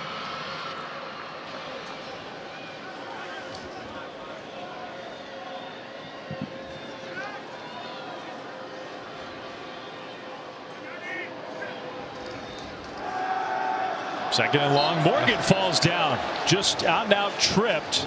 Now West Virginia is going to get credit. Dante Stills, maybe he's the guy who'll get credit for a sack. Closest one. Maybe they'll just say he's down, but Tanner Morgan goes down. That's a loss. Well, this brings up a 3rd and forever, and I think you have to think in terms of getting enough to have a field goal attempt at the very least if you're PJ Fleck. Loss of 7. They need to get some yardage here to have a chance to put some points on the board. Derek LeCaptain in the backfield. Morgan's going to throw to him short. He's got some room and will get the sack yardage back plus a few down close to the 30, and that will give the Gophers a better chance here if they want to try a field goal. We'll see. Yeah, you know, you actually could even contemplate going for it here. You're right, but they are going to send the field goal unit out. You know, a lot of coaches have moved to the analytics, you know, 4th down and going for it, 4th and 4, 4th and 5. There's been some pushback lately with other coaches saying, look, you know, you just can't rely on the book. You got to have some experience and some feel involved. Trickett with the long try, and this one is good. Just a low line drive kick, but he got it through. Close to his long for the year. That one was 49 yards. Pretty big save on that 3rd down, right? To get him in range.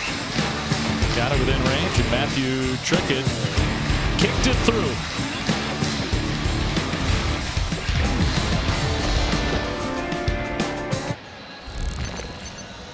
Little history at West Virginia. Garrett Ford Sr.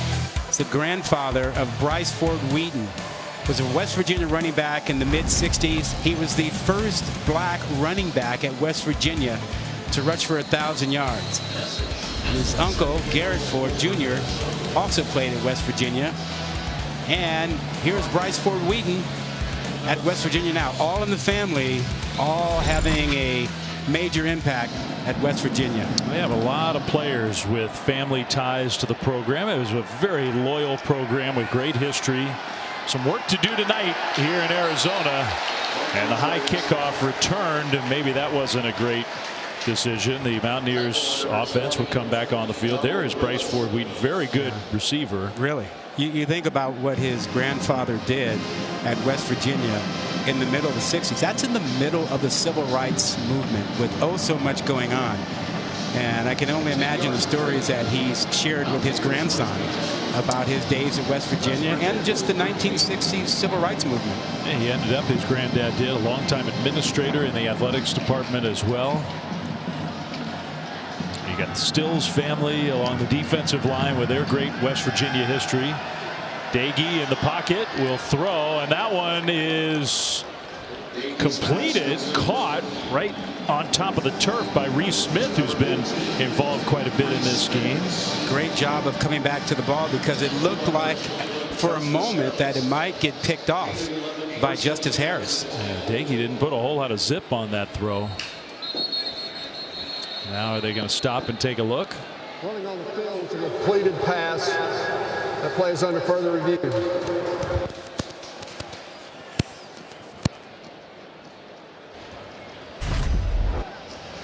All right, what do we think?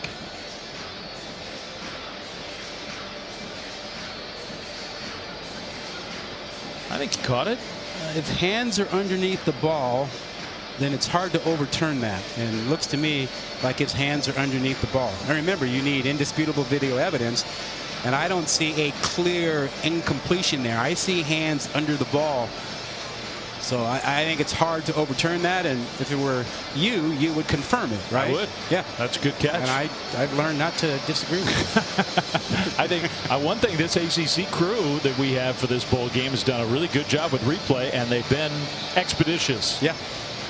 It's the way it should be used. completed pass stands. Okay, so it stands, and we move on. Good job.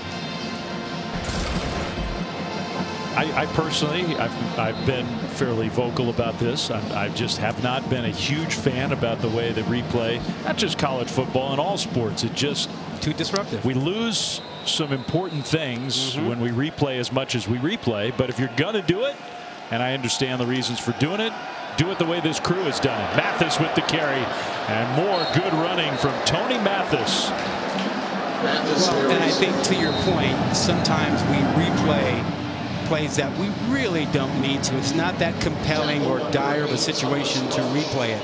And when we get caught in this, every play has to be right. Quickly to the line, and a little, almost like a screenplay set up for Mathis, who gets the catch and run for 9 more yards. Yep, a little slip screen, slip the back out of the backfield, get a lineman out in front of it. But I think your point's well taken about replay. Nobody else seems to listen to me when I talk about it, but I appreciate you giving me a little platform. Daggy across the middle, got a lot of zip on that throw. That was well delivered to Sam James. That might have been his best throw of the night. Might have been.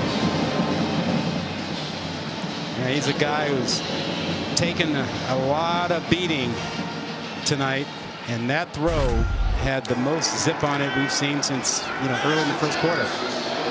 This little dig route over the linebackers in front of the safeties. Whatever you think about Jared Daggy's performance, and it has admittedly been up and down this year, you cannot question his toughness. He's going to take another hit here. Goes down. Tyler Newbin, who got hurt in the first half, back in the game with the sack. 2 guys running free up the middle. And you can watch. You're going to see 27 Newbin and 55 Mariano Sori-Marin coming in untouched, completely up the middle. Now, you're asking a lot of your running back, Mathis, who really is inexperienced, to recognize and pick up and handle a blitz.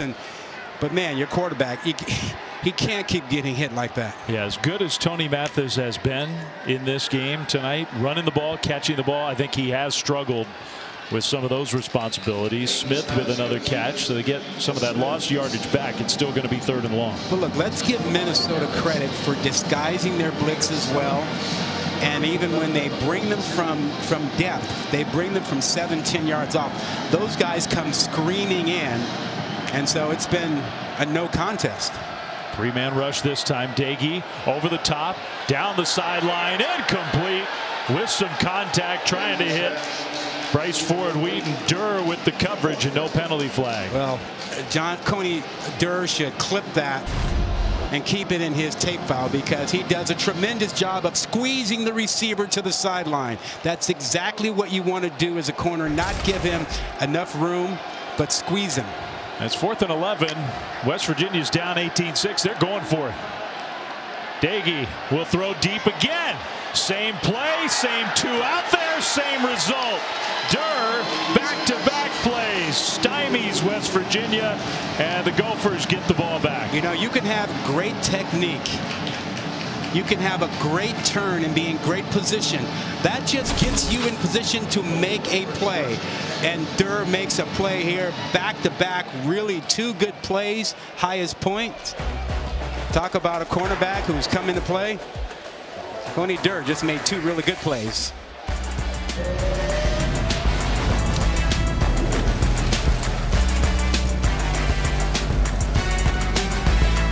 College football playoff semifinals, 12 different ways to watch with our semifinals megacast, all accessible on the ESPN app. One app, one touch. Plus, you can test your eyesight trying to read all those different options and get prepared for the college football playoff semifinals. I'm a fan of the Command Center and the All-22. Lots of different ways to take in what should be 2 terrific games. Minnesota's defense stops West Virginia on 4th down, gets the ball back, and the Mountaineers' run defense trying to swarm to the ball. It's been tough to slow down this Gophers rushing attack. That time they got Irving on the ground.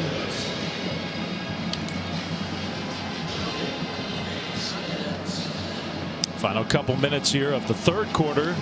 Gophers in control, but still the lead is just 12 points. Let's see if they sort of recommit to running the ball, control up front.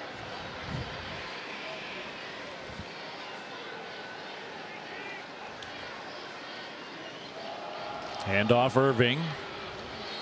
And he gets tackled by Mesidor. It'll be third down. I mean, it just feels like Minnesota has dominated this game in so many ways, but they don't even have 300 yards of total offense. I mean, it's not like the West Virginia defense just been blown off the field. No, I think the West Virginia defense has actually played pretty well. I mean, this is a two-score game. And, look, they've taken Ottman Bell kind of out of the game. He really hasn't had an impact on the game at all. 3rd and 7.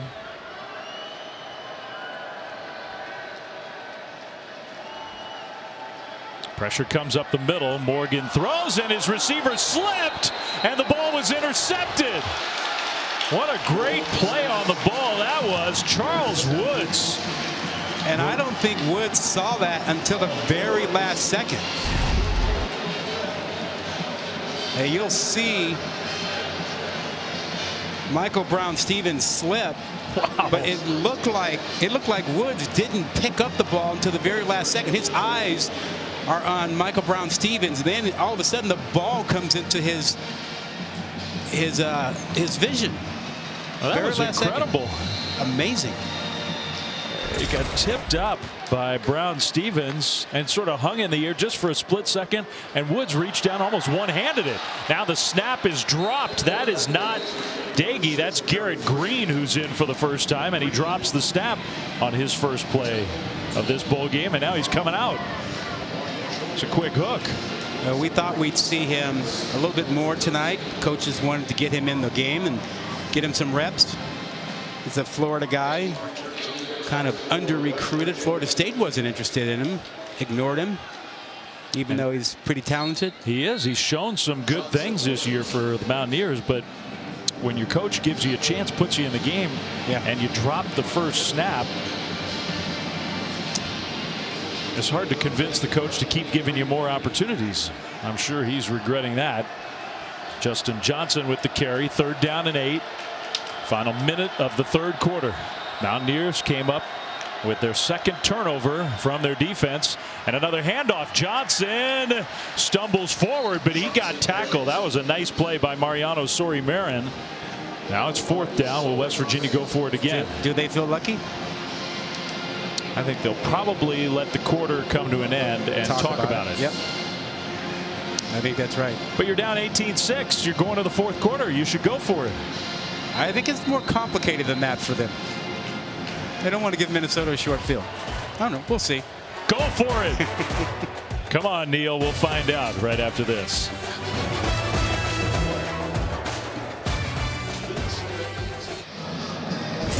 We start the 4th quarter here from Phoenix, Arizona, the Guaranteed Rate Bowl. The Big Ten's bowl season is underway tonight in Minnesota, trying to carry the flag for the Big Ten with an 18-6 lead over West Virginia. Dave Fleming, Rod Gilmore, Stormy Bonatoni, Neil Brown's team. The offense has just been shut down, and so they took the time to talk about it. And on 4th and 4, they're not going for it from near midfield. They're going to punt the ball back to Minnesota.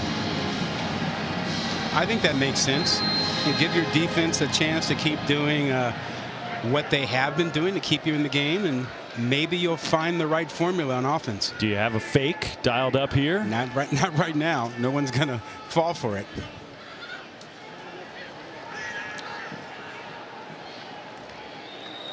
That ball fielded right at the 10.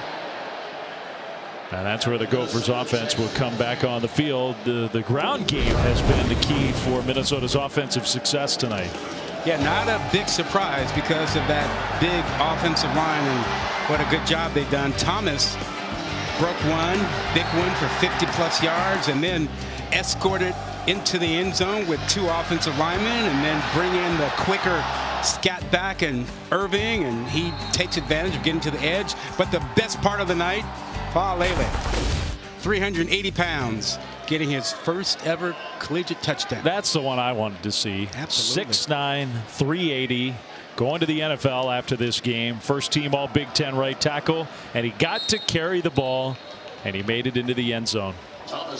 Let's go down to Stormy. You know, PJ Fleck was asked earlier this week if he had any tricks up his sleeve for the bowl game. He said, if I told you, then they wouldn't be tricks. But he did tell me at halftime with regard to that play with Fa'alele that that's something they have been practicing for the last 3 weeks straight, and they executed it to perfection. He couldn't be happier for the big man to get in. See, now, to me, that's great. You have extra practices for a bowl game. Make it fun for your players. Reward a senior who's had a great career. It's fun for your fans. It makes the announcers happy. I'm in favor. The all-important thing. Thomas on second down, and the ball came out at the end. Yeah, the ball security has not been great for Minnesota. Now, maybe he had already been down. Well, and that's a point about the touchdown with Fa'alele. He handled the ball perfectly, did not fumble it then, and he was down. Yeah, he was. There's no doubt about it on that play. Thomas's right shoulder was already on the ground. So now it's 3rd and 3. West Virginia, if you're going to punt the ball and not go for it down 18-6, you're leaning on your defense to come up with a play, get the ball back. Tanner Morgan will hand it off straight ahead, and that's going to be a Minnesota first down. Where did they go? Right back to that offensive line. A double team inside, right behind the big guys. Double team, climb up to the linebacker. Just squeeze. See the double team in the middle, and then the big hole opened up on the left side there. Rushmeyer, 65, helping make that happen. Stepping in there as they slide over. Was it Olsen to the center spot? No, I'm sorry. He stepped in for Olsen, who came out of the game. So both the freshman running backs for Minnesota now tonight are over the 100-yard mark.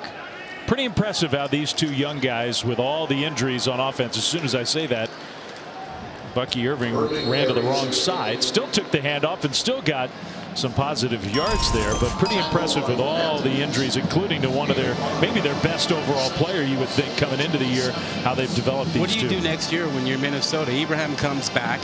You'll have Potts back. You'll have Williams back. And now you've got two freshmen who've carried the load for you for more than, half, 3/4 of the season. You've got 5 guys who expect to play. That is a good problem to have, but it could be a problem. Yeah, Mohamed Ibrahim has said he's going to come back and play again. Look, he had Ohio State on the ropes the way he was playing in that opening week game. Morgan faked it to Thomas, now throws, and the pass is caught. Now the West Virginia defender was saying no. He pulled the ball out. Ottman-Bell finally has a catch tonight. Minnesota's trying to get to the line quickly before they can stop and take a look. And they're not going to let it. They're going to stop the play. First catch by Ottman-Bell. Alonzo Adai was just convinced, the safety for West Virginia, that he helped get that ball out. So we're going to take a break. One quick look before we do. Ooh, I don't know.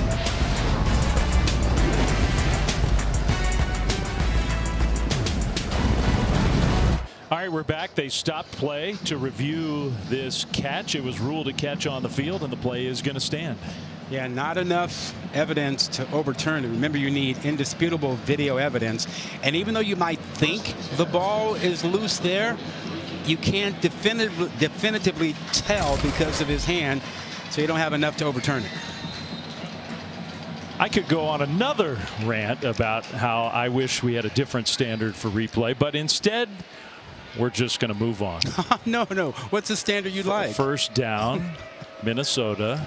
But the standard I would like is let's get the call right, as opposed to worrying so much about what the call on the field was and giving so much weight to that. How about this? You're the replay official. You get to actually see it in slow motion with different camera angles, unlike the live official on the field. How about you, if we're going to bother to replay, just get it right?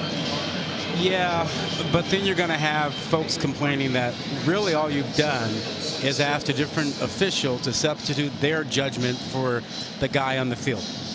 But don't you think it's a little different when you're watching it on a TV monitor in slow motion with different angles? Yeah, but if you don't have a standard that you use, then you become susceptible to the argument that you're just being subjective and you don't necessarily see it as clearly as you think.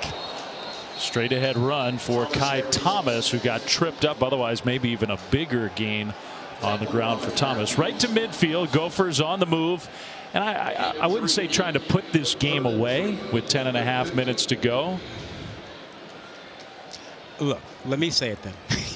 If they get a touchdown into the end here, zone, yeah, it's going to be tough for the Mountaineers. I don't think the Minnesota defense is all of a sudden going to fall apart. So West Virginia needs a stop. They need to get the ball back. They certainly can't give up points here. Not a touchdown. Minnesota's played great defense all game, really all year. Thomas this time strung out. Dante Stills was there to help stuff that play. It's a loss. And so that was 3rd down and 3. Now 4th down for Minnesota. Still in that midfield area. What does P.J. Fleck want to do? I think this is an area where P.J. would probably go. Now the conservative side would say, look, you're controlling the game. Go ahead and kick it, and don't give West Virginia any life. So that's what they're going to do.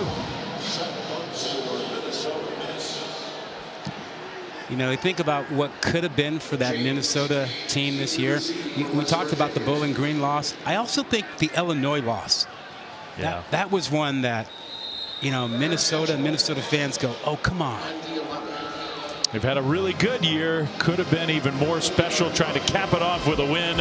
Timeout here in Phoenix. 18-6, Gophers with the lead.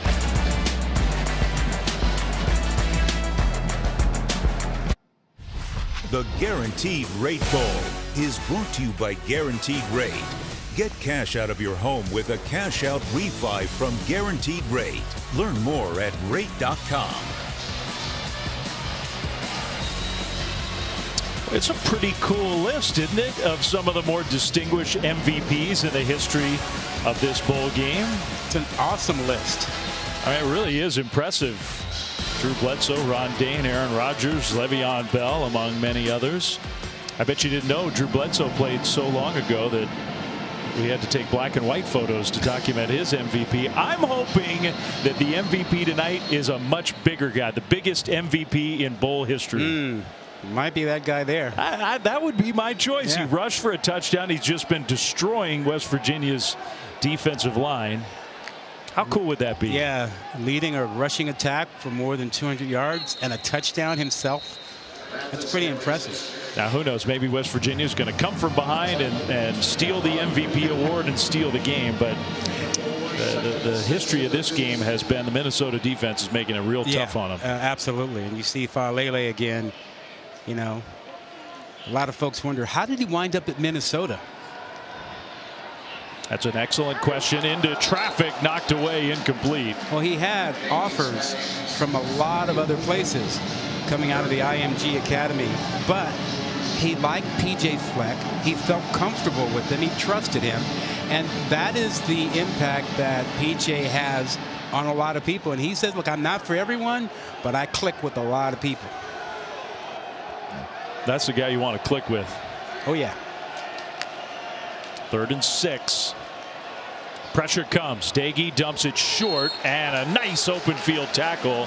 Mathis stopped well short of the first down. Philip Howard came up in support and got Mathis to the ground. Yeah, this defense is on a string. Everybody doing their job. You got a corner who's supposed to drop off, take away the deeper throw, and then come up and make the tackle on anything short.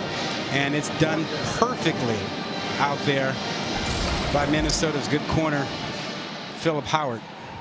It is a team defense. Oh, yeah. And you got to give a lot of credit to the defensive coordinator, Joe Rossi, who I think is one of the more underrated assistants in college football. When he won't be moving anytime soon. Yeah, he signed a new extension. What, a 3-year deal for a defensive coordinator? Yeah. And he earned it. So the defense comes up with another stop. It's 18-6 with 7:54 to go in Phoenix, Arizona. Back after this.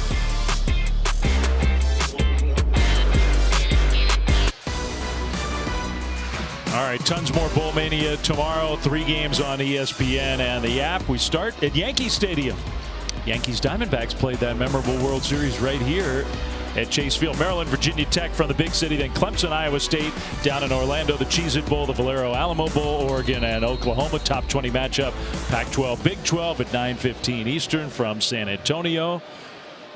Alamo Bowl, a history of dramatic games. Oh, great games. Wild games. Great finishes. Minnesota has the ball and the lead in the 4th quarter. And Bucky Irving with the carry for the Golden Gophers. I was texting earlier tonight with our friend Mac Brown, who's getting ready for his own bowl game with his North Carolina Tar Heels. Mac was in the broadcast booth with me for an Alamo Bowl several years back. That's one of the great games in the history of college football. TCU Oregon. Oregon was up 31-0. I remember that game. And TCU came back in the second half. They were shut out in the first half. They came back down 31-0 and beat Oregon. It was not a great defensive night. Just an all-timer, that game. Second down, another handoff, Irving. And with the help of his offensive lineman, pushes very close, stopped about a yard short. You can see the West Virginia defense getting a little tired here. At the end of that play, you saw Thomas, who isn't the biggest guy in the world, but dragging defenders a few extra yards. You know, I can't blame them. I mean, they've been out there against a big physical offensive line that, you know, has been leaning on them. And these two backs both have gone over 100 yards. And now this is the point of the game where they're going to grind it. They're going to keep driving the football at you. As if the regular offensive line isn't enough. An extra offensive lineman in for 3rd down and short. Irving the carry behind that big side of the line with the yard plus about 8 more into West Virginia territory. Yeah, you know, that's over where Faalele is, and we talk about him a lot, but the guy next to him, Andres, is having a whale of a night himself, 77. And the two of them combined have just been crushing that side of the defense. Yeah, big time physical football. I mean, Blaze Andrews is a huge dude. Faalele sort of towers over him. He looks tiny next to him. Okay, tiny might be going a little far, well, but you look at them together, you go, wait a minute, this guy is significant. Look at this. From this angle, he looks significantly bigger. Yes, he does.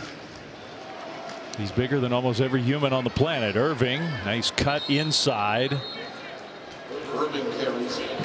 Gophers may not throw the ball again tonight. Well, they don't have to.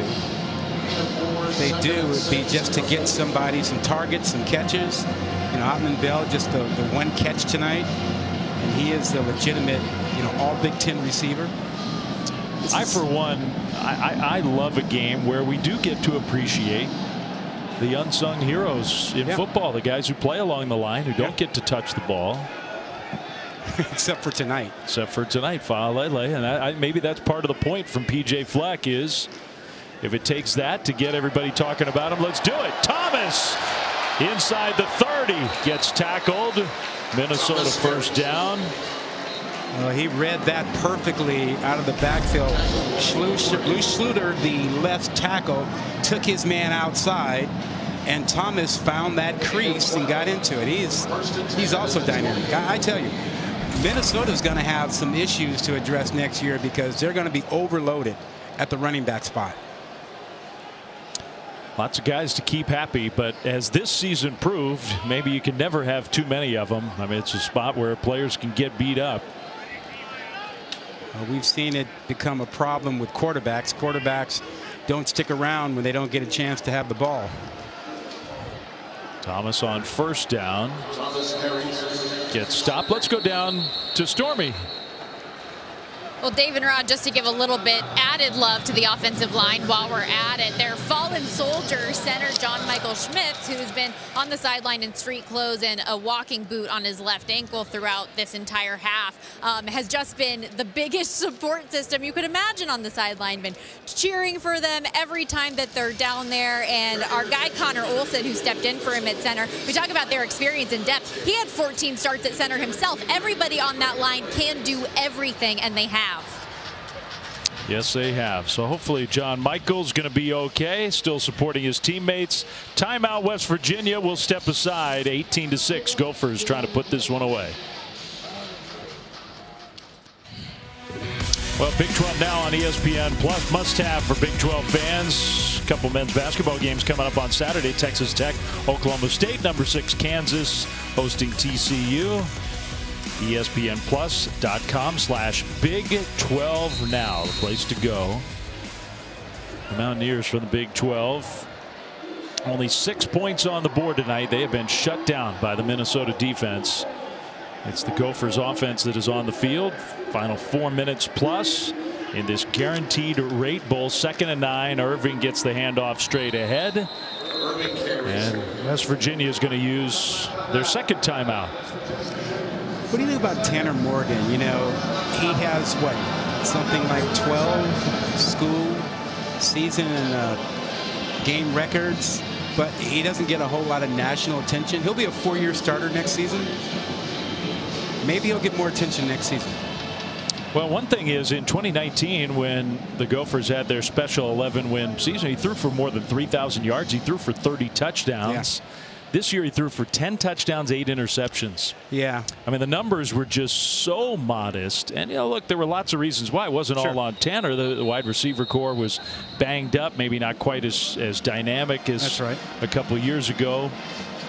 But and he was struggling and grieving over the loss of his dad. And, you know, as much as he wanted to focus on football, I mean, that's not easy for anyone. So I think there were reasons why his performance was down this year. But he's a guy that's going to be a 4-year starter and own a lot of career records at Minnesota. He's getting married in the summertime.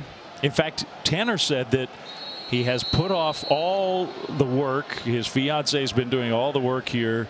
On the plane ride back from this game, he said, I'm going to bang out the invitation list. So he's 4 minutes away from that. Friends don't let friends get married during the fall. It's football season. Summertime is when the wedding will be. Smart. On 3rd down, Morgan keeps it. There goes Tanner Morgan. And he'll go into a slide to get the Minnesota first down, stay in bounds. Huge play to just about put it away after West Virginia used 2 timeouts. Yeah, this is the only time that he pulled that ball down. But how about making a guy miss? He made Jared Bartlett, you know, totally confused there. He couldn't believe, Bartlett couldn't believe that Morgan threw a fake on him. How about that?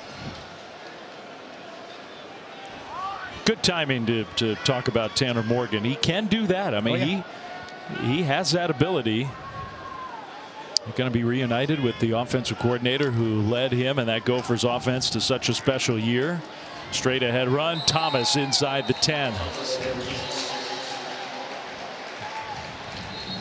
Well, you can tune in on the ESPN app for the Capital One post game. Immediately following this game, they'll give out an offensive MVP, a defensive MVP, present the trophy to the winning team, and it does look like it's going to be PJ Fleck's Golden Gophers.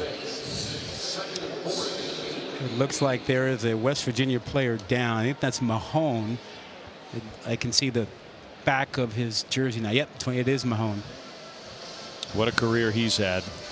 Incredible scholar athlete, an academic All-American. He already, before the season even started, he had already completed his MBA. So he's had his undergrad degree. He's got his MBA. He's played more games than anyone in the history of West Virginia football. And I hope he doesn't have to leave his final game with an injury. Agreed. You talk about a guy who has taken advantage of the extra eligibility. You know, this is his 6th year, and as you mentioned, started this season already with his MBA. I mean, that's a guy who recognized that he's got an opportunity to get a lot out of this experience academically, and did it. So it's possible that that's the final play that he will have in his West Virginia career. Not indicative of the kind of career he's had. Well, I actually felt like the West Virginia defense really played pretty well tonight.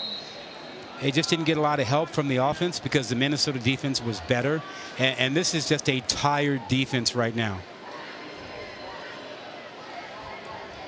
Under 3 minutes, you would think Minnesota would want to just wait and let as much of that clock wind off as possible. So that's what they're going to do. Those offensive linemen have to stay down in that stance for a while. I don't think PJ wants to get another touchdown here. Hard to tell players not to play hard and go for it, but I think the use of the clock, PJ's trying to let it end without that happening. Thomas to the 5 and inside the 5 on 2nd down. He'll get a first down for Minnesota. West Virginia now is going to use their final timeout. Now, see, if I'm West Virginia, I wouldn't call a timeout. I would simply be looking over to the Minnesota sideline and kind of give PJ the word, hey, kneel if you want. We're good with that. Yeah, once you call that timeout on defense, that's license to me for the offense. Just go ahead and punch it in. Yeah. Don't call the timeout and let Minnesota go, look, we'll just take it home. Look at Dante Stills here at the end of a game that's going to be a disappointing result for West Virginia. Still coaching up the young guys. That's pretty cool. Sean Martin, the redshirt freshman. When we're finished, SportsCenter comes up next. Steph Curry going for another NBA first. Latest as we count down to the Orange Bowl, the Cotton Bowl, the college football playoff semifinals, and very importantly, reaction from all across the football world, the sports world, to the passing of a giant in the history of this game, John Madden. Yeah.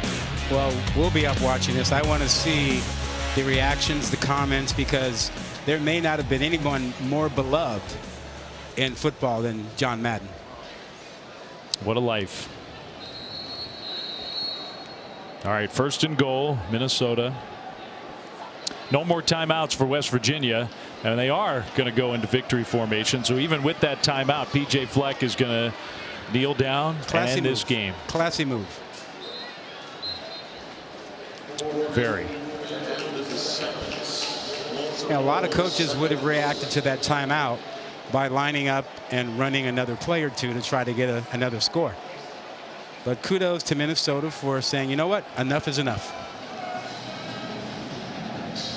Well, I agree with what you said earlier. It is a season of what ifs for the Gophers. Yep. I mean, Bowling Green, there's no excuse for that loss. Illinois, they're a better team than Illinois. They lost that game. Iowa, they had chances against one of their big rivals. Did not get that win. You can rationalize Iowa and understand that in Ohio State.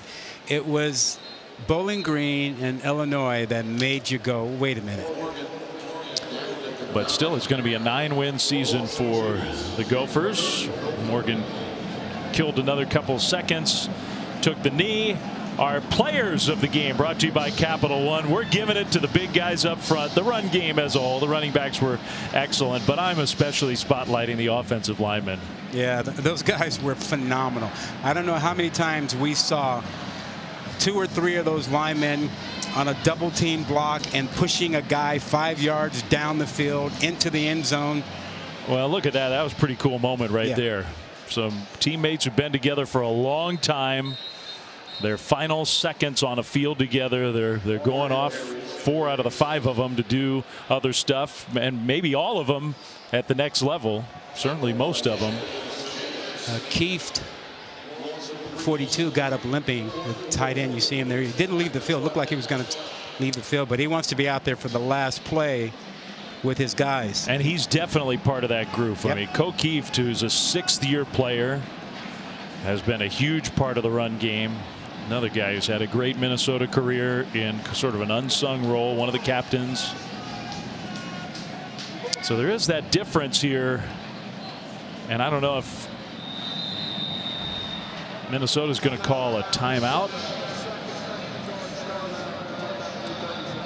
So they can try to see if they can scheme up a play where can we kill 8 seconds and end this game.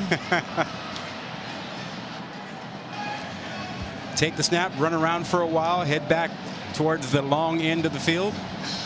I'll tell you one thing, if Minnesota can figure out a way, and they believe they have the pipeline in place, I mean, they may not get Faalele production, but if they can replace some of their big guys up front on offense, 2022 has a chance to be a really good year. Yeah, I think they've got the talent there from what we've been led to believe about the replacements that they have for next season. But I think, like with any offensive line, it takes some time. So that offensive line might take a few games to gel before they really start to perform at the level that they will need next season in order to be a contender in the Big Ten West. All right, could be the final play. We'll see if Tanner Morgan can run around for a few seconds. Otherwise, maybe one more snap coming on the other side. Out of the timeout, Morgan is going to take a knee. Well, I think West Virginia was going to let him, and now they'll just let well, they have to stop it by rule. They have to stop it. It's a change of possession. They got to hold off on the hugs and the handshakes for a few minutes. So I don't know if Tanner Morgan just decided, well, they're going to come tackle me, I better take a knee, or what. I thought he was going to take a few more steps back. So West Virginia is going to have to snap the ball one last time. Some great careers coming to an end on the Minnesota side, and for that matter, West Virginia, a few more players have actual decisions to make. Haven't announced those decisions, but the likes of their quarterback Dagey, Stills along the defensive line. Very curious to see what Dagey decides to do. Final play from scrimmage here. West Virginia running the ball. They'll add a few yards to their total, but no more points. The Minnesota defense was just dominant tonight here in the desert. PJ Fleck will take the ice bath, and his Gophers get their 9th win of the season. 18-6 the final score. Minnesota with the win. Tremendous game plan for Minnesota defensively. Great job. And then the freshman running backs behind that huge offensive line had a great night. I actually thought West Virginia defensively did a nice job, but for Dagey, he just got beat up too much at the quarterback spot. It's a pretty good formula. Play great defense, pound the ball on the ground, and use that guy, Daniel Faalele, a unique player in college football. Got a touchdown run tonight to help his Gophers to an 18-6 victory. For Rod Gilmore, for Stormy Bonatoni, for Joe Taylor, our producer, Mike Griffin, our director, our great ESPN crew, Dave Fleming saying so long. Thanks for watching this presentation of college football on ESPN. Sports Center starts now.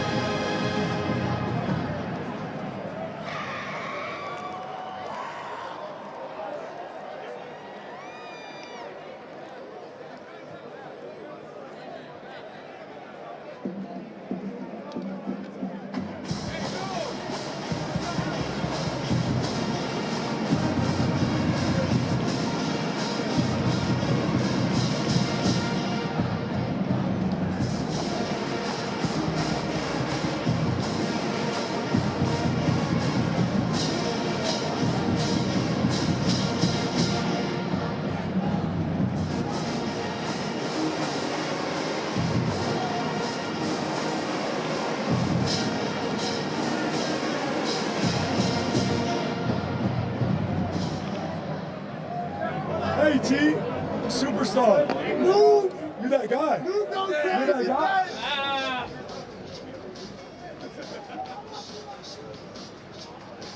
Okay, Kyle. MVP.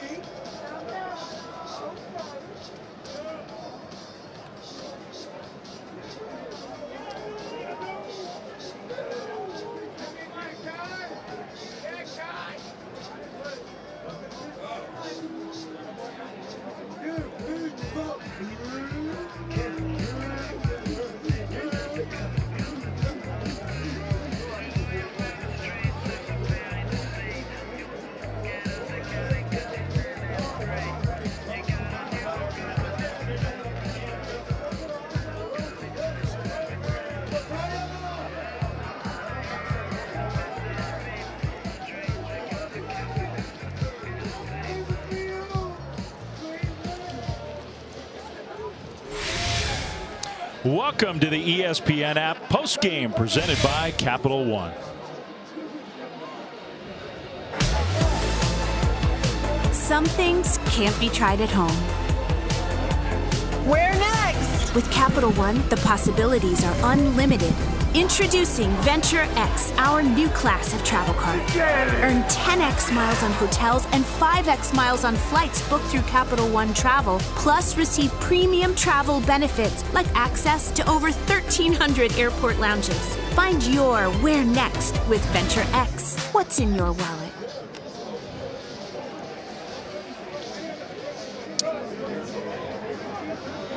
All right, before the trophy presentations out on the field, time to take a look at tonight's Capital One rewarding performance. We're giving it to a lot of folks on the Minnesota side. Their ground attack was awesome. Well, and they deserve the award. You think about this dominant performance by an offensive line that helped Thomas get off to over 100 yards rushing.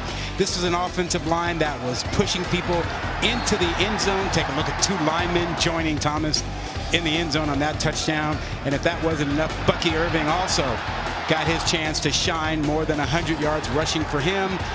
But the best play of the night, Daniel Faalele, the left tackle, 380 pounds, 6'9", scores his first collegiate touchdown with a 2-yard touchdown run. And the Gophers are waiting on the field on the stage for the trophy presentations. For that, let's send it down to the field to our colleague Stormy Bonatoni. Hello, everybody, and welcome to the 2021 Guaranteed Rate Bowl Trophy Celebration. Let's hear it for both teams, everybody. West Virginia and the Minnesota Golden Gophers. Joined on the stage here, representing the Guaranteed Rate Bowl by Chairman of the Board Patrick Barkley, Executive Director Mike Neely, and Senior Vice President of Mortgage Lending for Guaranteed Rate, Jeff Lake. Let's hear it for these three gentlemen on the stage. We got some hardware to give out. So Patrick, can you please give out our first trophy tonight? Sure, but first, on behalf of the Guaranteed Rate Bowl, I'd like to congratulate both teams for an outstanding effort today. It is our honor to present the Guaranteed Rate Bowl Championship Trophy to Coach PJ Fleck and the Minnesota Golden Gophers.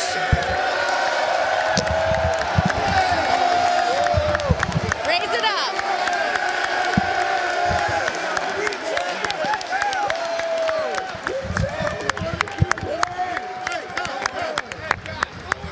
Coach Fleck, congratulations to you and your team. You got into town early. You're staying late here for a trophy celebration. Given all of the ups and downs that your team has had this year, how satisfying is this victory to end your year this way? It's very satisfying. These guys worked really hard, been through an awful lot, lost a lot of guys along the way. Every single one of them have personal stories of overcoming adversity. They triumphed through all that. Got to give West Virginia, Coach Neil Brown, a lot of credit. Really good football team. That was a tough football game. And just want to thank Guaranteed Rate, want to thank the Fiesta Bowl just for an unbelievable week here in the desert. We really appreciate it. These guys deserve it. It's a tremendous cherry on top to the season. We're just so thankful to be here. Thanks for all your hospitality. Row the boat, Sky and Go Gophers. Thanks a lot. Can I thank our fans? And thank you to our fans, the best fans in college football, baby. you do it. Patrick, I know we have some important individual awards to give away as well today. We do. The offensive player of the game is Kai Thomas.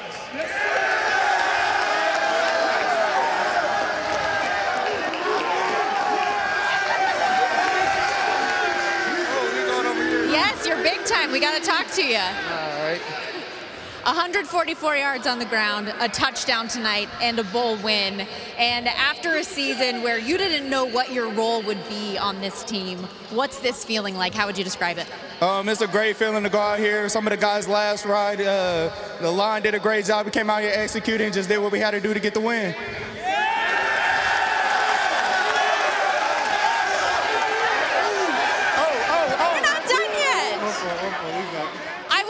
To talk a little bit more about this offensive line of yours, though. And did your guy, Daniel Fa'alele, steal a little bit of your spotlight tonight with the thick six, the big man touchdown?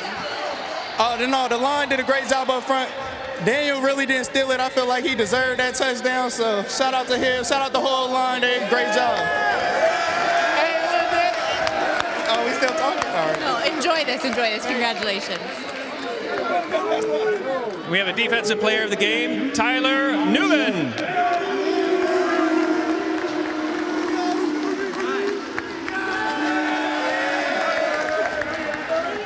Tyler, I don't think you've wiped that smile off your face since the minute this game ended. What are you feeling? Man, this is amazing, man. To come out here one last time with our seniors, these guys, man, this is a special team. You know, we knew that from the beginning of the season, so just to end it like this is exactly what we wanted. The defense has gotten it done all season long, but what a performance from this entire group today. What is so special about your group on D? That knock mentality, you know, that alley mentality. Yeah. We coming for you. You know what I'm saying? We're gonna knock. We're gonna do what we have to do. You know, I love playing with these guys, so it's just awesome. Congratulations. Enjoy it. Thank you. Thank you.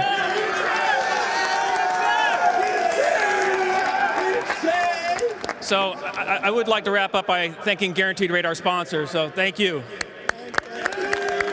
Also, the City of Phoenix, the Big 10, the Big 12, our great Guaranteed Rate Bowl volunteers, our fans out there for joining us.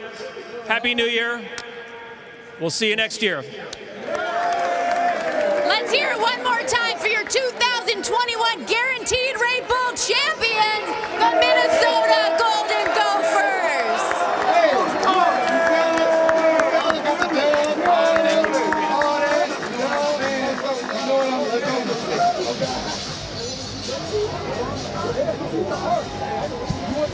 All right, indeed. Congrats to Minnesota. That concludes our coverage of the Guaranteed Rate Bowl post-game ceremony, brought to you by Capital One. For Rod Gilmore, for Stormy Bonantoni, great job by Stormy down on the field, and our entire crew, Dave Fleming, thanks for watching, and good night.